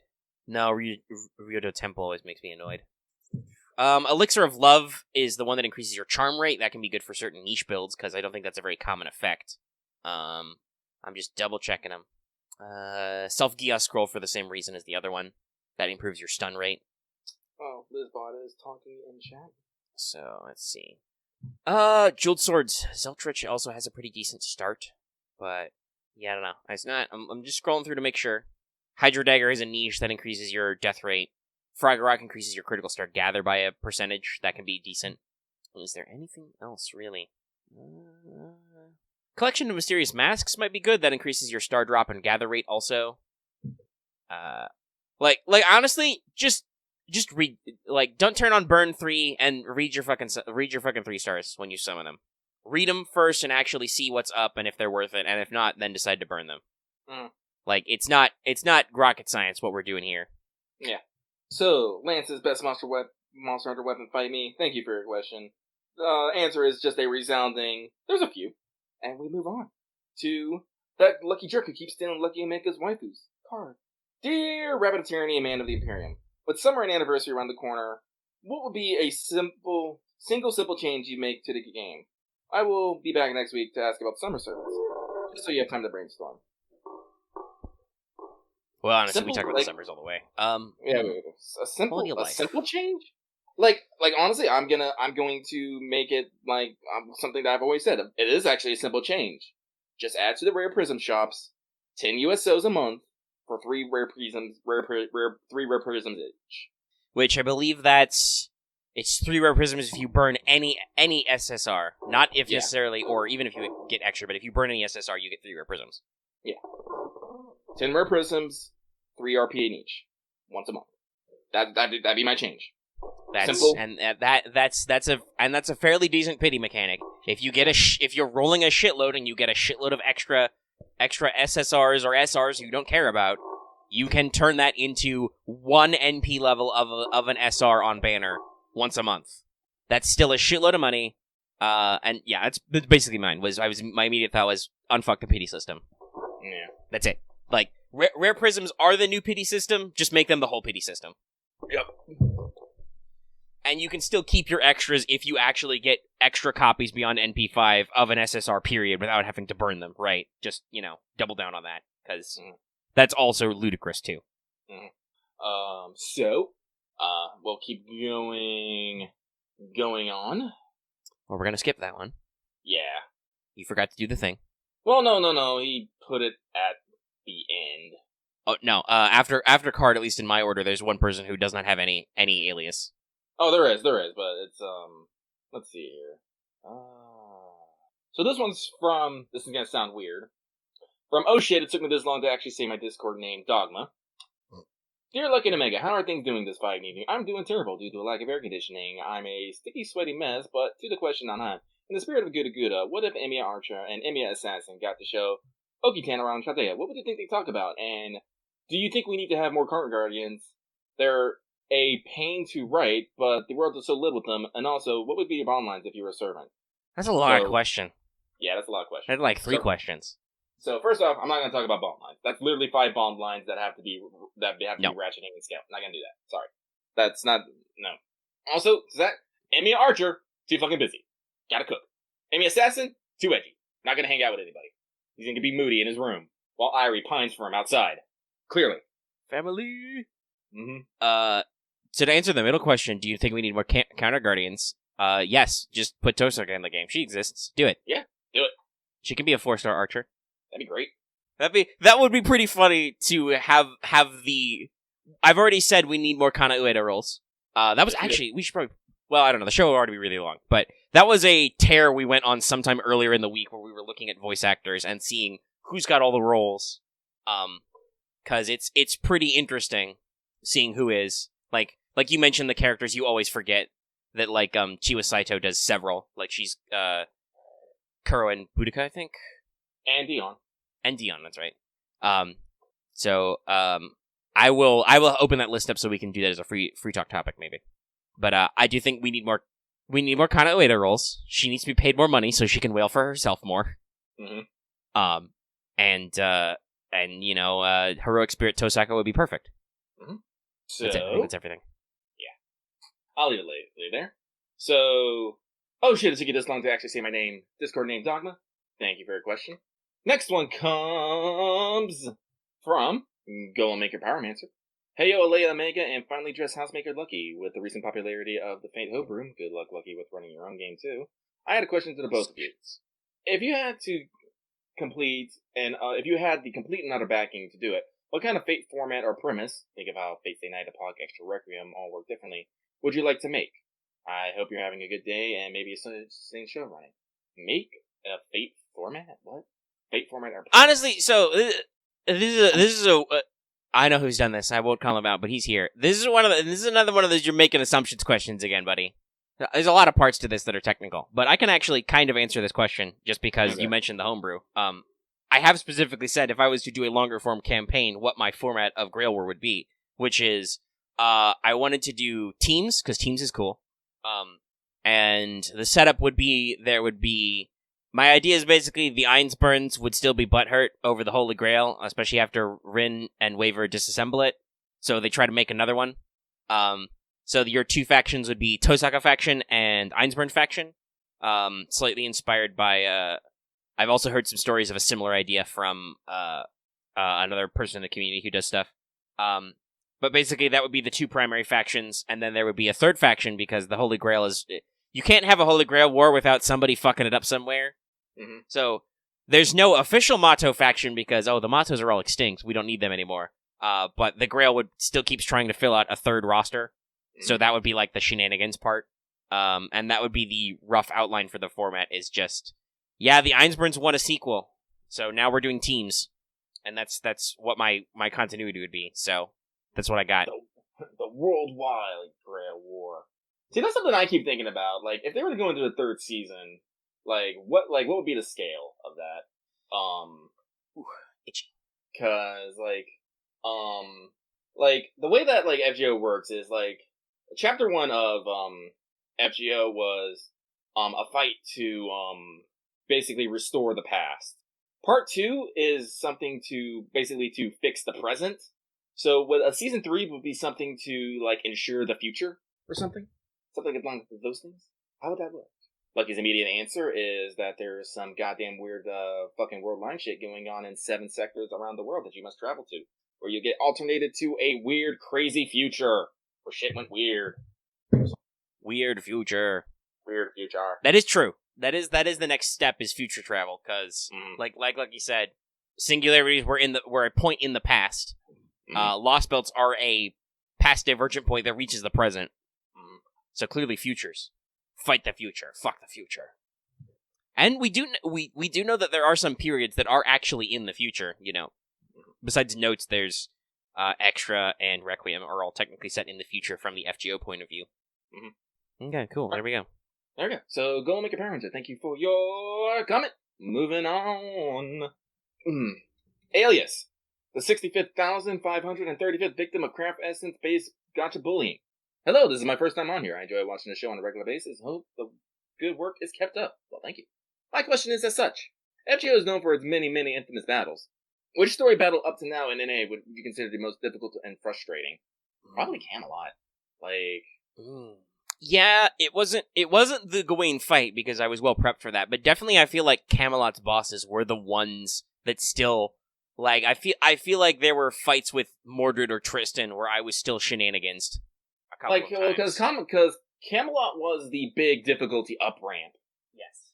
And back then we did not have all the options that we have now, or strats, or, knowledge. No, that's why everybody was telling you to actually cherish and take care of your Urale, because having an anti-male archer is actually really, really important, and not everybody can roll Artemis, or Orion, as it were.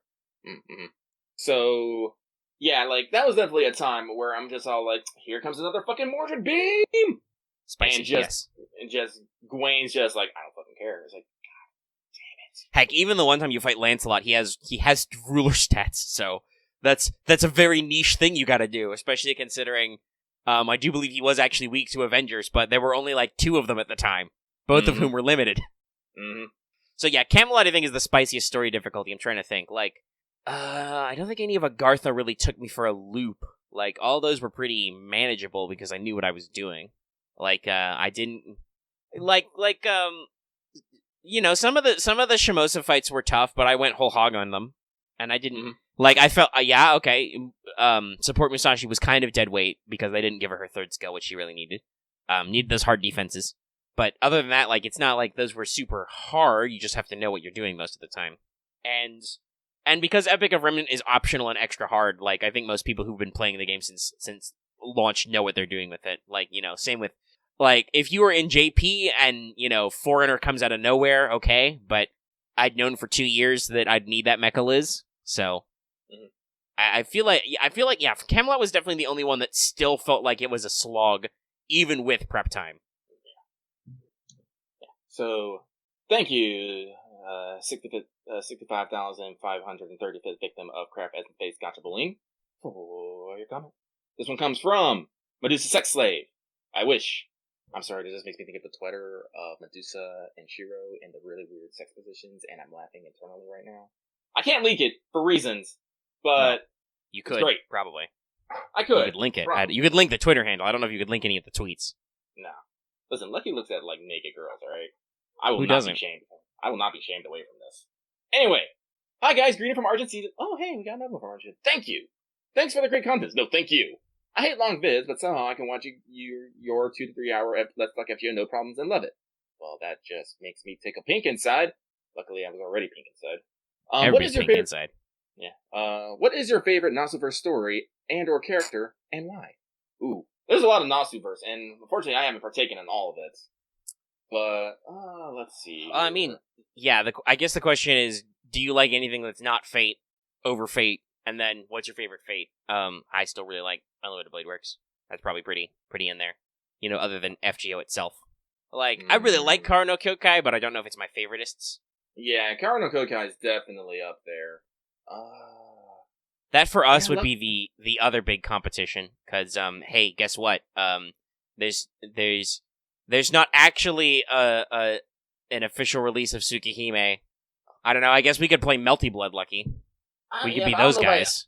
I don't know if it bring me up to favorite though. That's the thing. Yeah. Like, I probably have to still say Heaven's Feel. Like, the first 2 movies just blow me away every time. And Lucky is definitely someone who likes darker, edgier tones in his stories. That's why I definitely prefer, like, Unlimited Blade Works over, Stay Night. Because Ashiro's just unsoiled, idealism just bugs me on multiple levels. At least in Unlimited Blade Works, it is tested and it is, strengthened through, trial.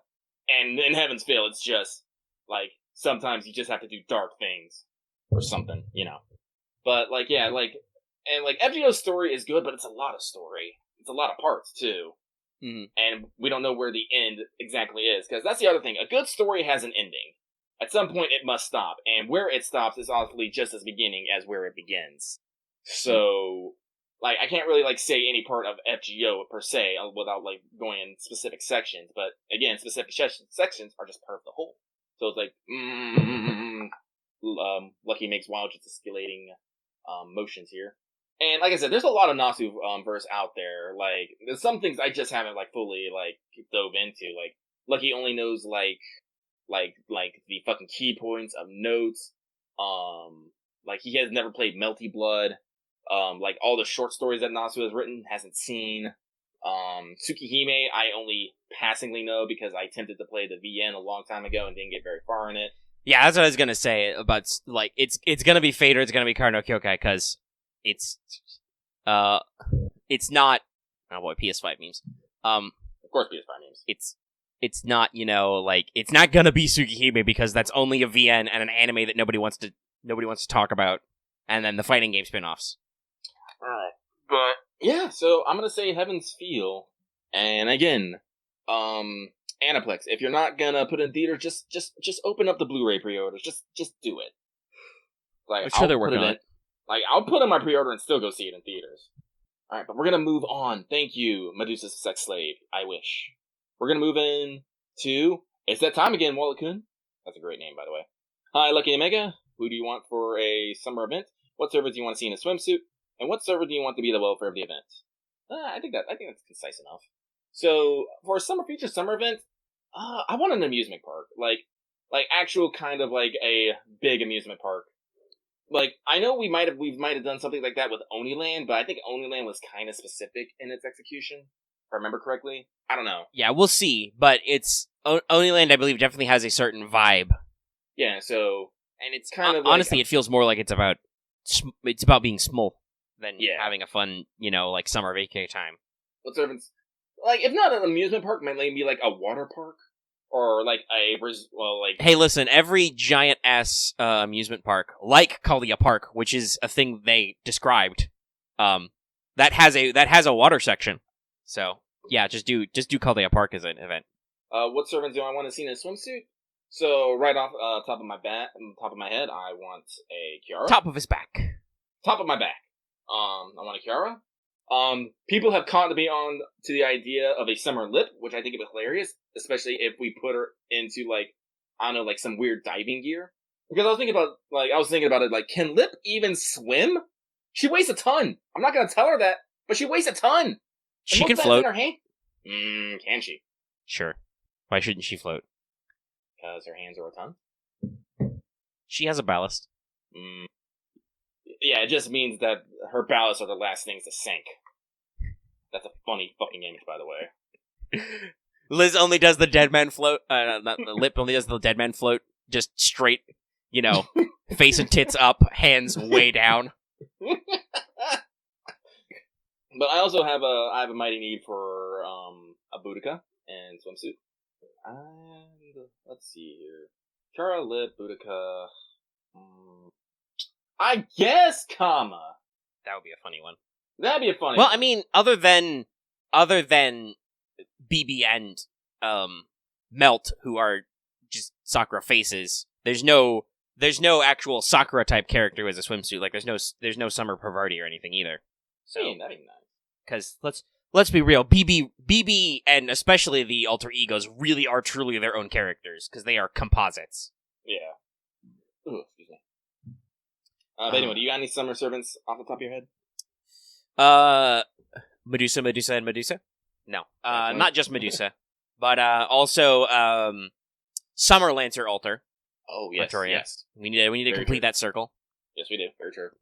Don't know what she counts as. Similarly, MHXXA or XAX. I don't know what the gimmick would be, but yeah, bring Berserker.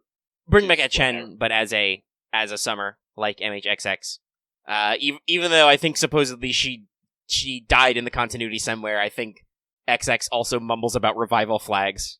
So, and then also just out of like other big standalones. I mean, obviously there are a couple of really interesting, FGOs we could go for, but I think the big ones I would go for would probably be I'd love to see Wadarko do Summer Drake. Mm-hmm. And then I don't know. I think that's most of my big ones. Like there's a couple of others that are in the background, but I don't know for sure whether or not we do them. And who would I want to be as the welfare of the event? Literally just pick any of the above, and I'd be happy. Well, I mean, because I like patterns, and I am also selfish. Do welfare Summer Aresh. Yeah, perfectly balanced as all things should be. Oh, I haven't heard that in a while. Make her a caster too. Make it reverse, because regular Aresh can bully Ishtar. Make it the flip, because Summer. Though, I don't know, she is a death goddess. You could make her an assassin. That could also be funny. Keep the loop going. Oh my god, it just makes me think of the Aresh CE, where she is trying her goddamn best. Isn't that all Aresh CEs? I don't know. How many Aresh CEs are there? There's a few. I'll have to look this up later. Anyway, we're moving on. This one from, no, I said Aresh, not Arash, at one point. Are there any servants that you were spooked by that once you played them a bit, you ended up really liking? Recently, I got Okitan Alter rolling for Izu, and she is so much better than people say. I think I'm in love. Lucky quick answer? Carmilla. Lucky got Carmilla real easy, and it was just all like, about honestly, her a lot. Honestly, I think it's Liz for me. Liz was my tutorial 4-star. And I actually really like Liz a lot and think she's... I'm not tired of the joke. Much like her battle continuation, it's not embarrassing if she keeps showing up. Like, I didn't get Liz, right away, but I think by the time she showed up, I think it was, past Halloween or something, so I got some character on her. And as I said, I knew Liz from Extella, and I was all like, this dork, she okay. But Carmilla was definitely something where it is like, you are so goddamn edgy and tryhard, because you see her in Orleans, and it's just like, I'm just like, But I got her fairly early, and playing was all like, the thing that made me, really switch on her, honestly, is not just, her characterization in Halloween, but in her bond lines where she's, literally, slaps you, don't fucking touch me, to, will you touch me? And it's just like, okay, you are slowly making yourself way into my heart. You have put that Iron Maiden around my heart, girl. And then there's Summer Camilla, and I'm just like, yes. Excuse you, Mistress C? But, yeah. So by the way, I posted the map, because Devilish is dumping the, 4 Aresh CEs. Yes. But I posted the official map for Chaldea Park, which is, I believe it's supposed to be, the actual, zones, are, Halloween Town Battle Arena, Chaldea Palace, and Luluhuahua Island, which is, a beach, so, that would be a good basis for a summer event, to actually just do Chaldea Park, and, go to an amusement park that somehow Da Vinci has developed, because you know it, which has those 4 park segments, Disney World style. Oh, man, Aresh is getting that CE. Fuck. But yeah, her, that's Halloween Town. Yeah, Halloween Town. But let's keep moving. Moving on. This from Guy on the Toilet. A question for you both. What was the strangest situation where you got really lucky? For example, on the second run of Da Vinci, I got Jalter off a ticket while I was on the toilet. That's pretty on point. Unfortunately, Lucky has a shitty memory, so he can't always remember what he was doing. Yeah, I haven't been in any weird... I almost always roll at home in the middle of the night, so... I do remember I got my first shoots in while I was cleaning a parking lot at my job. Yeah, when we could go out, and you used to work out, you did some rolling out in the wilderness where you got a couple of fun things. Yeah. I think in general the weirdest thing we do is whenever we do something on air, things that are interesting happen. Mm-hmm.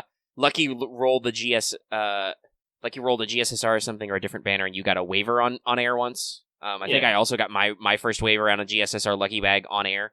Mm-hmm. That's definitely one of the more interesting things we've done, I think. For me, especially. Yeah, I don't know. Yeah. I've tried the toilet method. I remember that when he actually played FGO more, Voice mentioned that he was the...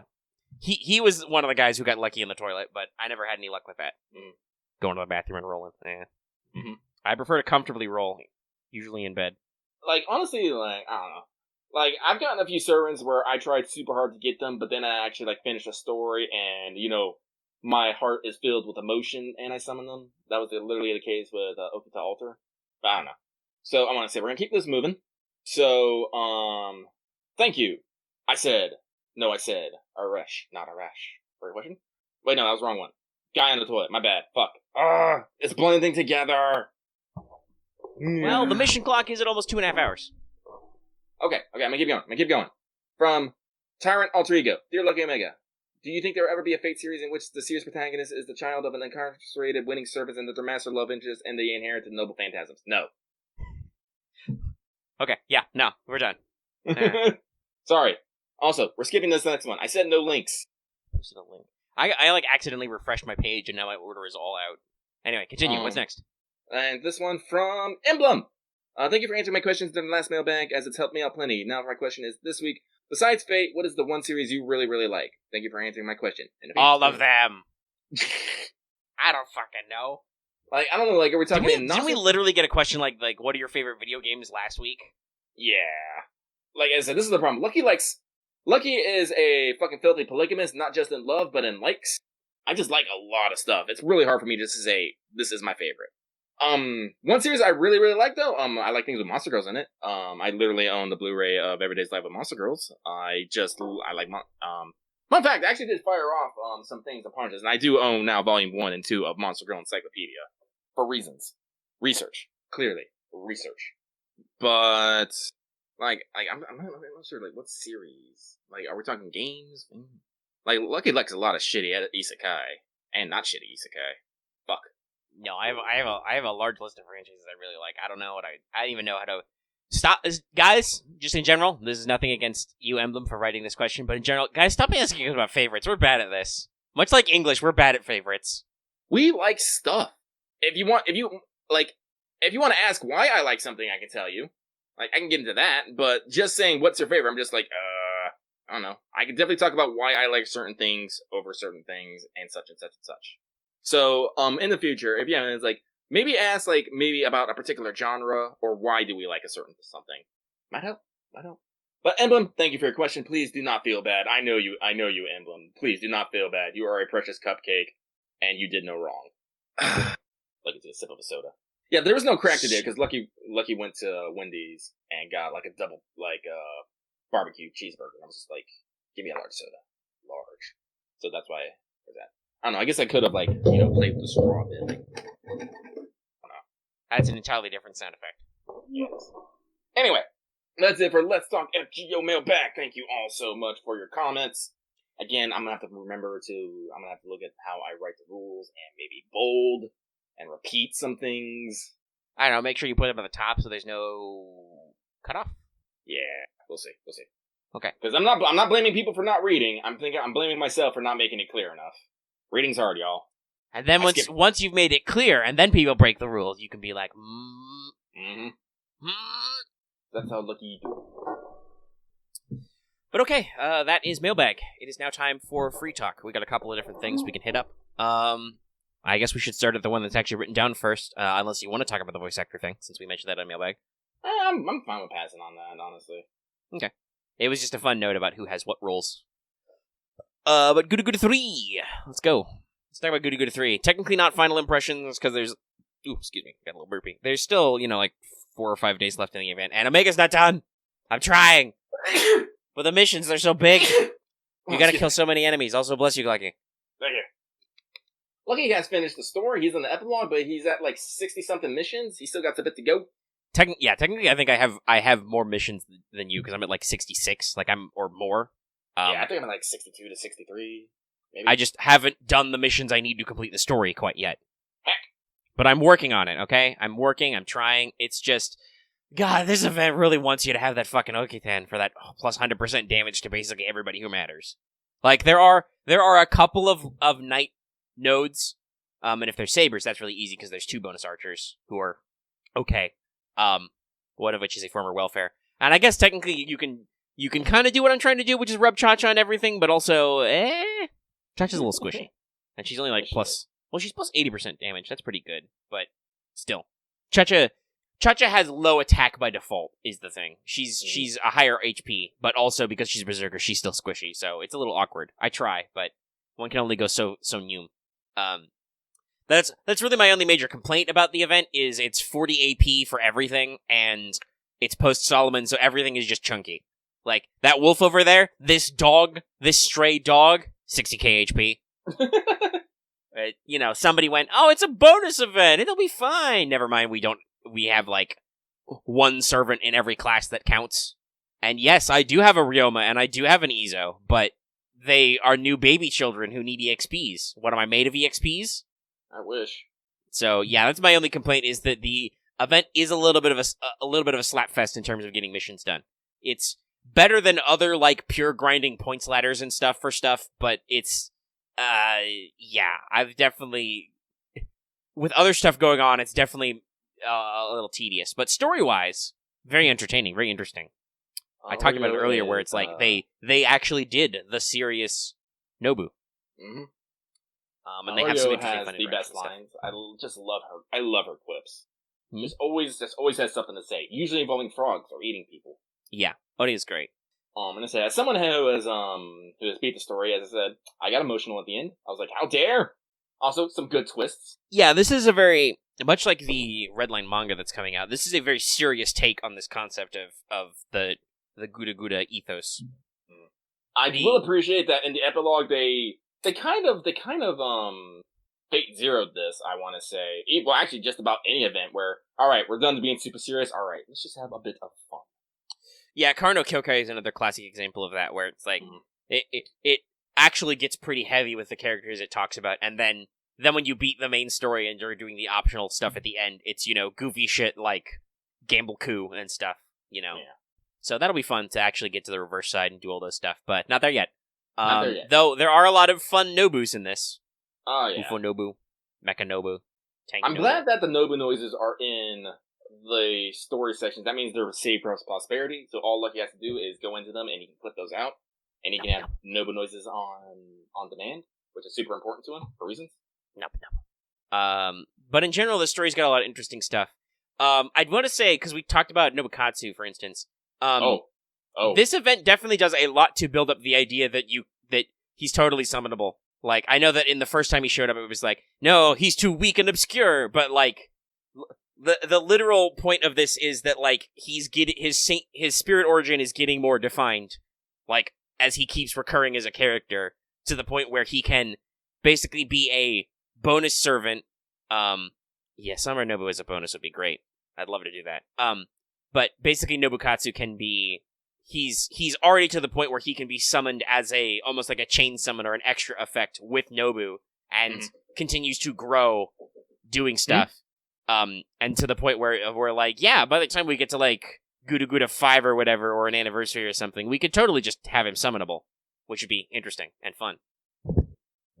And similarly, we talked about how it sets up that it further sets up you could do alternate Cha-Chas too.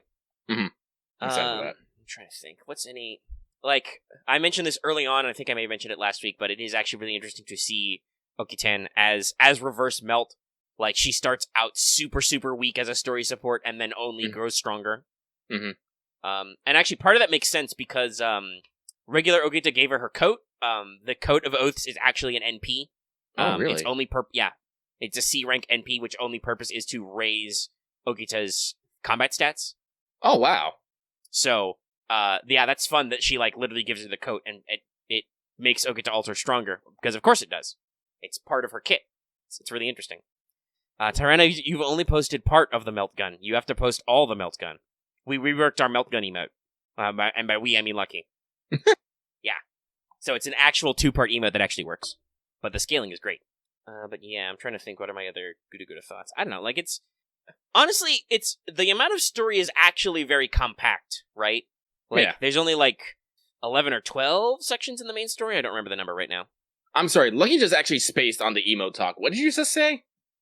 About what? Were you talking about the emotes? Yeah, I was talking about emotes. Yeah, Lucky actually spaced that and actually didn't hear a word you said. I was just talking about the emote thing that they exist now. Oh, okay. And it's funny you say space because some people have found a way to break it. Please stop.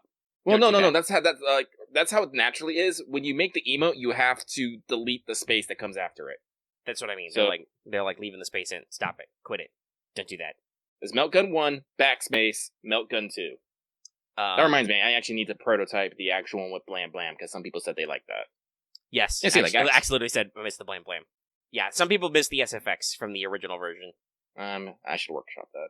I can do that right now, actually. Blam Blam. I got Frederick to Gross up to love, and she is very demanding with attention, so I'm totally gonna have to put a ring on that later. As soon as they enable it. Anyway, but yeah, so Gudaguda just in general, like, I was just mentioning the actual amount of story is actually kind of low. It's like only like, I think like 12 sections total.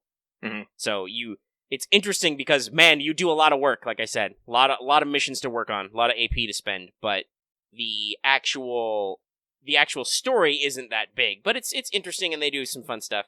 A lot of people have commented they like the joke that Mash is trying to talk to you about Okitan Alter and keep getting cut off, and then at the end she's just like, she just wanted to be like, hey, make sure to take care of that servant, right? Mm-hmm. Like, it's not like she's like suspicious about you're getting too buddy-buddy. It's like she's trying to tell you to just look out for the new kid, basically.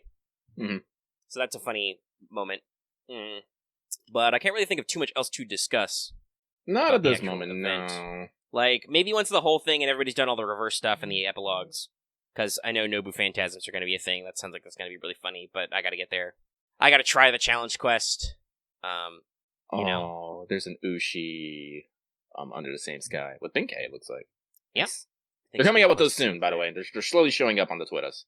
Yeah, there's a new batch. They're phasing out. They're phasing them in, or whatever, however you want to say it.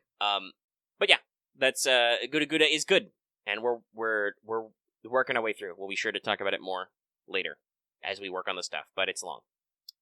Yeah. So then I don't know. I do feel like it's always funny to, like, mentioning the voice acting thing. It's always funny to mention that to people occasionally because you can get some bamboozlers in there. Like, I think this is well known now, but it has not always been that. For instance, Arash's VA, Soshi Soroka, is probably more known for being originally for being Gills and Spartacus. Mm-hmm. But now, even though now we know him a lot as Arash. I mean, his MP read is 100%. 100%. Because that was actually a conversation I had the other day. Because you probably know that Hansen Oz share a voice actor, and that's Takehiro Koyasu, who is Dio. Mm-hmm. It was he, Dio. That's also Mephistopheles. But that was a funny thing where a lot of the prototype characters didn't have voice actors yet before they debuted in FGO. So, like, when they wrote Camelot and they dropped it in JP, they went out of their way to be like, hey, you know that guy who plays Hans and Mephistopheles? And also is Dio? He should be Ozymandias. George, Herc, and Blackbeard all have the same VA. Another fun one. Ooh. Komatsu Mikako has a lot of range. She is the pink-haired Valkyrie, Canis, and Sanzo. And interestingly enough, Tomoe and Helena have the same VA. There's a lot of 3-ofs, and some of which are only the same person twice. Mm-hmm. Like, for instance, Minami Tanaka is Nidocris, and this is also Summer Nidocris. She's also the dark-haired Valkyrie Ordelinde. So that's really, she's only really 2 roles, but because there's 3 of them, she gets 3 credits, basically. But the biggest is obviously Ayako Kawasumi, and then like 90% of that is Saber. She is actually Anne Bonny also, so that's a different role. But other than that, and Proto Merlin, that's really the only different character she plays. And our other big ones are Maya Sakamoto, who plays several clusters of characters, which is really interesting to see. You know, she is all the Jeans, but she's also Da Vinci's, and Shiki's, and also Alexander. And number 3 is Sayu Hayami, also playing a wide variety of characters. Yeah! That's your Ushis, your Atalantes. Melt. And Martha. Martha's and Melts. Who actually, I think looking at this list, all of her roles are actually doubled. Because there's Atalante and Atalante Alter, there's Melt and Summer Melt, there's Ushi and Summer Ushi, and there's Martha and Summer Martha. So she's actually got an alt on all her roles. Neat. And then there's a big blob of people who are at like 6 or 7, some of them NPCs. Like, so clearly we're going to get a Summer Atalante soon. Sorry, just thinking. Yeah, but that'll goof up the ratios, Lucky. The ratios! Yeah, but all the other ones have Summers! I mean, have you seen Atalante Alter? It's like a bikini. Ish, yes. Oddly enough, our most represented male is Ryotaro Okiyu, who is Lancelot and but also is Vlad III, Berserker, Caesar, Romulus's, and Phantom of all people. So he's got the most male roles, and I think he's the biggest by a long while. Well, not necessarily by a long while, but there's a lot of ladies with a lot of roles and similar. Like Kunihiko Yasui has a lot. That's Lee, Lubu, Darius, Eric, and Hector. So like really that's only like 3 roles, and then 3 more roles of just inarticulate yelling. Funny how that works out. But I'm just looking like you'd expect, Noto Mamiko, Rumi Okubo, Aoyuki have a lot of roles. Interestingly, I haven't like seen her in a lot of relationship with Fate, but Nonaka Ai has a lot of roles. That's Medea, Lily, Rhyme, Fran, and Mary Reed. So she actually has a lot of roles. Just I don't usually hear a lot about her in terms of Fate. Saito Chi was another big one, but like we said earlier, not only is she Tamamo, but she's also Chloe, Dion, Boudica. I'm trying to look. Like, oddly enough, I think it's other than Kawasumi, who just has so many sabers, it's actually Sakura's VA, Noriko Shitaya, who has the most roles, because she is Bibi and Summer Bibi and Parvati and Kama, but also she's Chin Yangyu or Leon, who will be coming out for Lost Bolt 3, which is a really interesting casting choice, and I'll be interested to see what her voice lines are like. I think the only other like point personally that I have to bring up about like actors who maybe need more roles is that if Noriko has 6, then Asakawa you should have 6. Also, I don't know if she cares, but maybe she could be somebody who's not a SNEC. Like literally, Asakawa Yu, who's Medusa's VA, has 5 roles. They are all SNEC. She's literally all of them. It's Medusa, Anna, Gorgon, and then Setheno and Urale. Those are all her. Honestly, though, like, I'm pretty sure she is completely fine with, like, just being known. Yeah, probably. Right? And like I said, she shows a lot of range because a lot of those characters are delivered very differently, but man. I'm sorry, I follow you, Asakawa, on Twitter, and she's killing me because she, So this is a tangent. I'm going to tangent because Omega just tangent with voice actors, even though I said we should probably skip voice actors. I ignored you. I wanted to, though. Yeah. I wanted to talk about it. So I'm going to tangent because... So we're going to talk probably more on it. Well, I will. I don't know if Omega actually watched it because he said he didn't care. But I watched the PS5 reveal and all the games, and they showed a trailer for Resident Evil 8. I don't think I ever said I didn't care. I just... Yeah, you did. When? You did, because you were like, are they going to tell me the price? Because you said you're not going to get it day one, so you don't care what comes out with the reveal. Well, I said earlier I wasn't as interested in the reveal. You're phrasing it as a pretty hard I don't care, and I don't think I like this narrative you're spinning, fake news. Well, they still didn't give the price, though. Yeah, they didn't. And like I said, I'm pretty sure I can find it in chat, you saying it don't care. Let me see if I can. I don't know if you said it out loud, but I know you said it. Because, Omega, you tend to drop you don't care about things quite often. Like, I don't care about this. Get it out of my face. That is a line you often use. It's true. I do. Well, Omega truly does not care about a lot of things. I don't know. I would say in terms of 100% accuracy, not actually caring about the PS5 reveal, like, my levels of care are median. Like, I don't know. I haven't actually watched the thing yet, because I didn't watch it yesterday, but that's because I was actually doing stuff. That's a different question of just, I was doing things that were technically more important because you can always watch back the trailers. Yes, but actually, like, looking at the games they announced, I'm not 100% sure. Like, I've got to watch a couple of the trailers to actually see if any of them are interesting. You called out a couple in real time on Twitter, and there were already games I know I was already interested in, like Deathloop. But in general to the event, like, I don't know.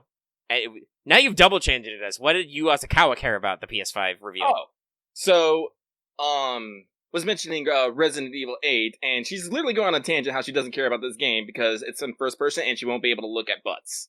I'm like, this girl's amazing. I love her. That's pretty funny. And like I said, like honestly, like I said, I think she's fine with it because actually she streams playing games and stuff, and she's always going on how she likes being about writer and how much like Sakura's VA, I just blanked her name, even though you just said it, is like it's hers. No one can have her. How dare?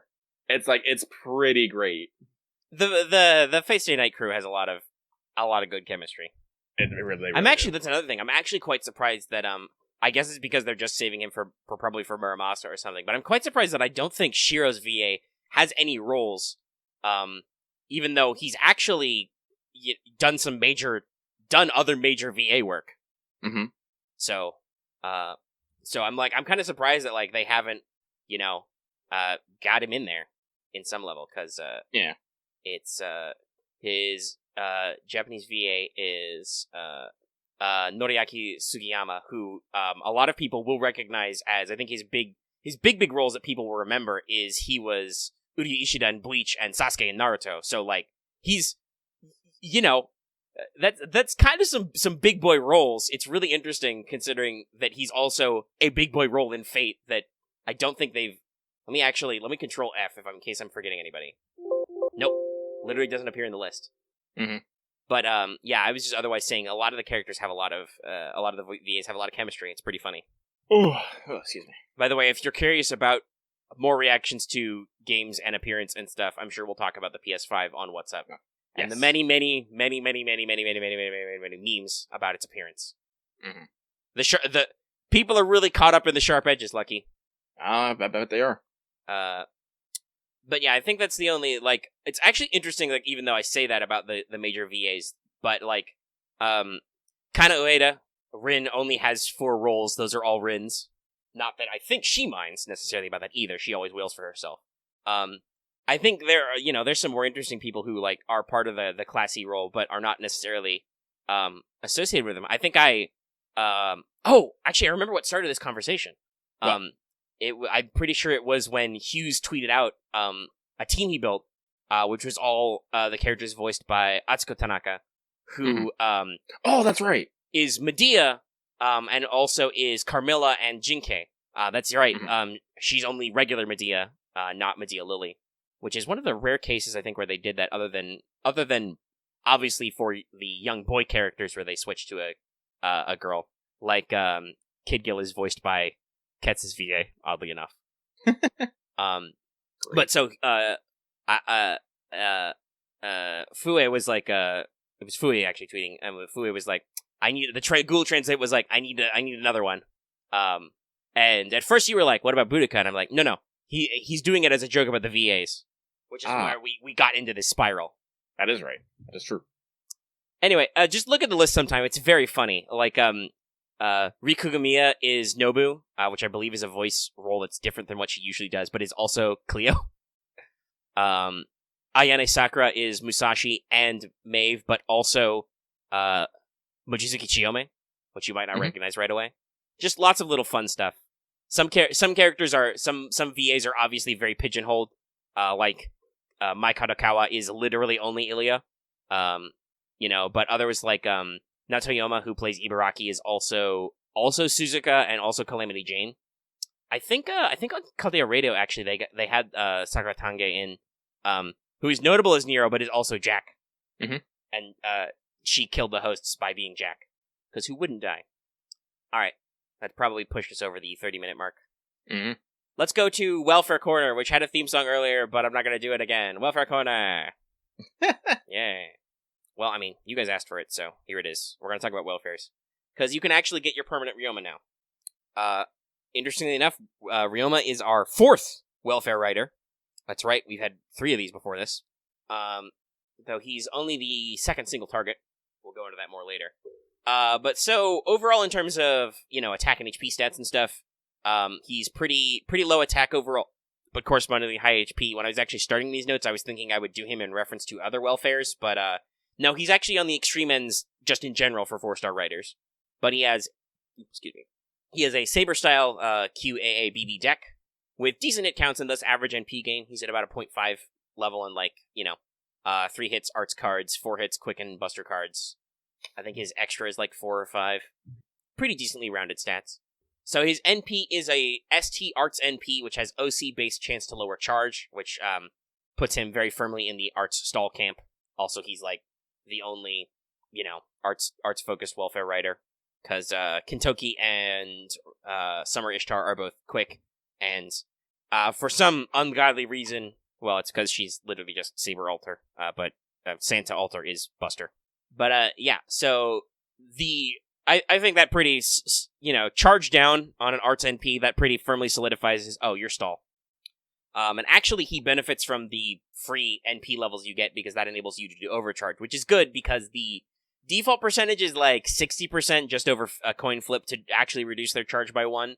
But if you can get all the way to, maximum overcharge, 500%, it's 100% chance. By the way, to get 500% overcharge, you need to go last in an NP chain and have 300%. AKA literally almost never, but still. It happens occasionally. Occasionally you'll do it if you hold on to something. What you can do with Demonic Bodavista, though. Yeah, you can also do Demonic Bodhisattva to Bodhisattva, yes. To increase their charge levels. I think, does Edison have a... Yeah, I believe Edison has a skill which increases a target's overcharge level, and Voyager does also. So there's a couple of niche things you can do to increase overcharge too. Spice it up. Spice. Now, interestingly, despite having what you might expect, he's got a single target MP, he should be a bit of a bruiser. No, actually, Ryouma's skills are all team support based. So he's got Charisma C+ for team attack.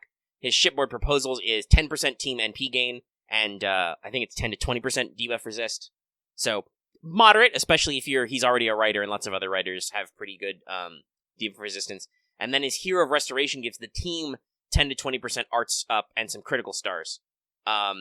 So obviously the fact that he's free NP5 should turn those small steroids into very decent damage.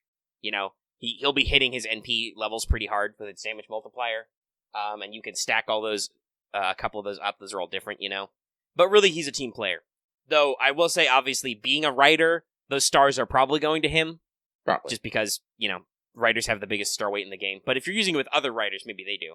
I don't really know who even is another arts-focused rider, though. It doesn't pop on the top of my head. Arts-focused rider? Yeah. Mordred? Yeah, Summer Mordred, I guess, would be the big one. And he could definitely work as a soft support for her. But like I said, more Summer Mo's now my arts rider, AoE arts rider, and Ryouma is my single target arts rider. Yeah, hold on, I'm actually gonna look. So Odysseus will be in the future, and Mandricardo. Yeah, okay. Other than the George Strats, who's another ST tank focused rider, it actually is just those. Right now, we only have Ryouma, Mordred Rider, Boudica, George for arts riders. We'll get some more. We'll get 3 more SSRs, 2 of whom are limited. Great. It's Sima Yi, Renez, Da Vinci Rider, and Odysseus. We will also get Mandricardo as a free to play, but still. So yeah, it's a bit of a limited niche. But honestly, he's single target, so as a welfare, he takes care of a lot of that action for you. Passives are Riding A+, so that 1 quick card slaps pretty hard.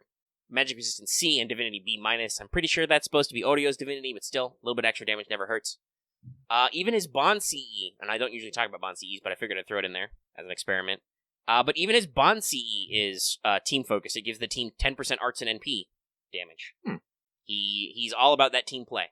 So in general, this means that Ryouma's going to fit in a lot of arts teams comps where the goal is to basically, you don't care how much damage you do in 1 NP, you're just going to hit the enemy with NPs over and over again until they die. The ultimate your life ends 30 turns from now situation. Obviously, some people choose to move their arts comps along faster, but that is generally what the arts assumption is, well, it doesn't matter when I get him. I'll get him eventually. So he does fine on generating NP on his own, and he hits pretty hard, and he also enables the team to work. His buffs aren't robust as, say, Kazgil, because Caster Gil is his charisma is better. It's caps out at over 20%. His arts buff is 20 to 30% for the team. But obviously, it's single target and it's free NP level, so his NP's gonna hit harder, y'all. In general, I would recommend arts or NPCEs for Ryouma. You want his NP to hit harder, and you want him to do arts cards better. And honestly, I think that's good because, it's the same thing where we talk about team comp. There's not a lot of arts-focused writers, and Ryouma is the single target, is other than George, is the single target one. And while George has his uses, you usually use George as like a swing hitter. Like, he's mainly a tank who has a single target NP, so he can do decent damage, but it also slaps traits on people so that you can be like, hey, Sieg, you see that guy over there? He's a dragon. Kill him. Because Sieg is another arts-focused welfare who's got a big deal of damage and has a trait damage multiplier. So, like, George is a good flow into Sieg. Whereas Ryouma is like, if you want to beat up a caster boss with arts, he's just a pretty solid pick because who else are you going to use, right? But I think he fits into the overall stall teams pretty well with all your supports. And if they're casters, then you don't need to worry about much. Like I said, like earlier, I was using Merlin to charge up my my Chacha and support Okitan altar against Riders, so he still got bullied a little. You're primarily going to be using Riders to bully casters, so you don't need to worry about your support casters getting bullied. So I think he fits in well with that build. You can stick him with Tamamo or with Waver pretty easily. And also, if you have other offensive, like if you want to, use sweet Surfmo loops to eliminate ads, for quick farming, he will definitely also buff her because he buffs attack and arts on the team and gives them NP charge. All in all, a pretty fun build. Not super flashy, but very well put together kit. Honestly, welfares don't have to be flashy, just so long as they're focused. Mm-hmm. Like, I think the reason why Ryder Kentucky is such a high thought of welfare is just that, no, he's just laser focused on quick and getting that kill. Like, he's just gonna quick charge into that big NP damage, baby. And that is Welfare Corner. Okay, why are you not working? Something not working? What's up? Oh, I'm working on the getting the blam blam into the emote right now. And something's being weird, and I don't like it. It happens sometimes. I don't like it. What is happening? Explain yourself. Yeah, I think that's that's most of the show. Some people asked if I would do Lost Belt 2 pregame, but even if it's not a full week, we should still have some period that is just because we got like 4 days left on Gudaguda, and there is a pre-release campaign for Lost Belt where you can't actually play Lost Belt. And the point is to make sure you have enough time to clear Lost Belt 1 so you can play Lost Belt 2. So even if that's not a full week, which it also easily could be, that still will probably be several days to actually give you the opportunity to everybody clear Lost Belt 1, because it's got a bonus mission for quartz. If you've cleared Lost Belt 1 by a certain point of the campaign, you get 10 course. So they need to actually enable you to do that. So I'm pretty sure Lost Belt 2 will not be right away. That'll probably be next week. And I'm glad, because this show's like 3 hours long. And some of that's because we faffed. But hey, people like them. We're doing gangbusters right now on Let's Talk FGO views, so I guess it's fine. Let us know when there's a problem, kids. But yeah, I think that's everything. The only other bit of really newsy news is that we got a few days left on Teach Omega Sensei this month for patrons. Currently, What is a Divine Spirit is leading by, I think, 1 or 2. So you've still got a few days as of the time this is up for patrons to actually vote in that if you haven't, but all of our available patrons might have voted. I don't know. I haven't done the math. Do I, Omega, look like a guy who does math to you? Lucky definitely does not math. But yeah, so we will have to, we'll see what that turns out, but I think it's going to be Divine Spirit, so look forward to that one in a couple of weeks. Continue to ask questions on Mailbag. Lucky will remember to post it sometime. I hope. He'll get it eventually. It's fine. Didn't you post this one on like Tuesday or Wednesday and we still got like 30 responses? It was a Tuesday, I believe. It was Tuesday. I think it was the week before that. It was like Wednesday and we still got... That was the week where we were literally losing our minds doing Mailbag. Yes. This time I don't think we lost our minds. No. But yeah, so, and I'm sure we'll have some more final thoughts. There probably won't be... I mean, the rerun's going to be long, so there's probably not going to be any news out of JP for a while, but if there is, we'll let you know. And stay tuned for more EN news. It will almost assuredly be time for the Lost Belt 2 pregame next week. Other than that, we'll just let you know about stuff. Honestly, I could use the free period. I almost kind of hope that in addition to just story half AP, they also throw some like half AP dailies or something in there. Because I could use some XPs. Need to round out a couple servants, maybe start throwing some grails at some ladies. Some lady grails. Shoot, I think I got through most of my interludes, but I might have some rank ups lingering. But yeah, that'll be the show. Stay tuned for What's Up also later this week. We'll talk about stuff there. The crushing gacha hell. And other stuff. And yeah, stay tuned for streams, and I think that's it. Lucky, do you have any final thoughts? No. Oh, I'll tell you right now, about you saying about you don't care about the PS5, I did not find actually any written text, so it's something probably you said. Because there's actually no mention of you talking about, like, not watching the PS5 reveal stream at all, and I know we did talk about it. We might have talked about it on a WhatsApp. I don't know. Maybe. Though, I don't know. Yeah. Like I said, Lucky thinks he did, but he's willing to concede he can't find the evidence right now, so, yeah. I mean, like X says in chat, I do say I don't care a lot. I don't know if I would I have literally said I don't care about the stream? I may have said something like, I'm not sure if I care, or I don't know if I'm going to watch it. That definitely sounds like me. Oh, by the way, I did look up you saying you don't care. There's like a lot of entries. I'm sure there is. Well, I mean, that's my... I did not actually add that to the list yet because we're in a month, but yes, you mentioned that. I do need to put that in the list about homunculi, because that actually just come up and that's fate related. I'll put it in my notes now while I'm thinking about it. Yeah, I do say I don't care a lot because honestly, well, I also don't actually care. Omega, like I said, I like lots of things. I think the way to phrase it is that I like lots of things, as we've discussed. We're bad at favorites, so I like a lot of stuff. I actually dislike or hate very few things. Most things that I do not like, I actually just don't care about. When Omega says I don't care, he's usually honest. I actually literally don't care. And to me, saying I don't care is probably the most polite way I can be like, what you're saying does not necessarily interest me. I have no context or opinion on what you're saying. And it's probably rude to some people sometimes, but I feel like it's the softest way I can be like, okay, you're just talking to me right now. And some people like to just talk. God knows we just talk about lots of things, Lucky. But if you're trying to get engagement me on something, and I'm like, I don't care about that, then it's just like, nope. Well, yeah, I'll off-post the neutral people. I have no strong feelings one way or the other. Apathy is really what Omega's all about. Like, like I said before, it's really, really time-consuming to actually hate something or really be mad about it. So normally it's just like, meh. Okay, that's the show this week. I think Mailbag was actually shorter and to the point. We got a little lost talking about Gudaguda 3. That was the point where you literally spaced out when I took a brief break to mention the emotes and just you were gone for like a whole minute. And I'm like, what were we doing? But so we will wrap up the show. Stay tuned next week. If you like this episode, be sure to give it a like if you watched it on YouTube. And of course, if you have any comments, leave them in the comment section down below. And you can also hit us up on our Discord. That link is in the description and on our channel page, as always. And of course, if you're new here and haven't already, please subscribe to the channel so you can always get our latest videos. And even if you're already subscribed, considering that bell for notifications. We've actually seen a big surge in people who have notifications turned on. So, yeah, check it out. You can always make sure to know when we post a video and when we stream. Supposedly. I don't know. Some people, I think, still have their notifications muted or something, so they don't get them all the time. But lots of people do. Notification Squad. And of course, like it says at the front of the show, consider supporting us on Patreon. You can get access to episodes early and lots of other goodies, and it really helps us out. Thank you for support, everybody, once again. And we'll see you next week, I guess. Yep. Lucky out.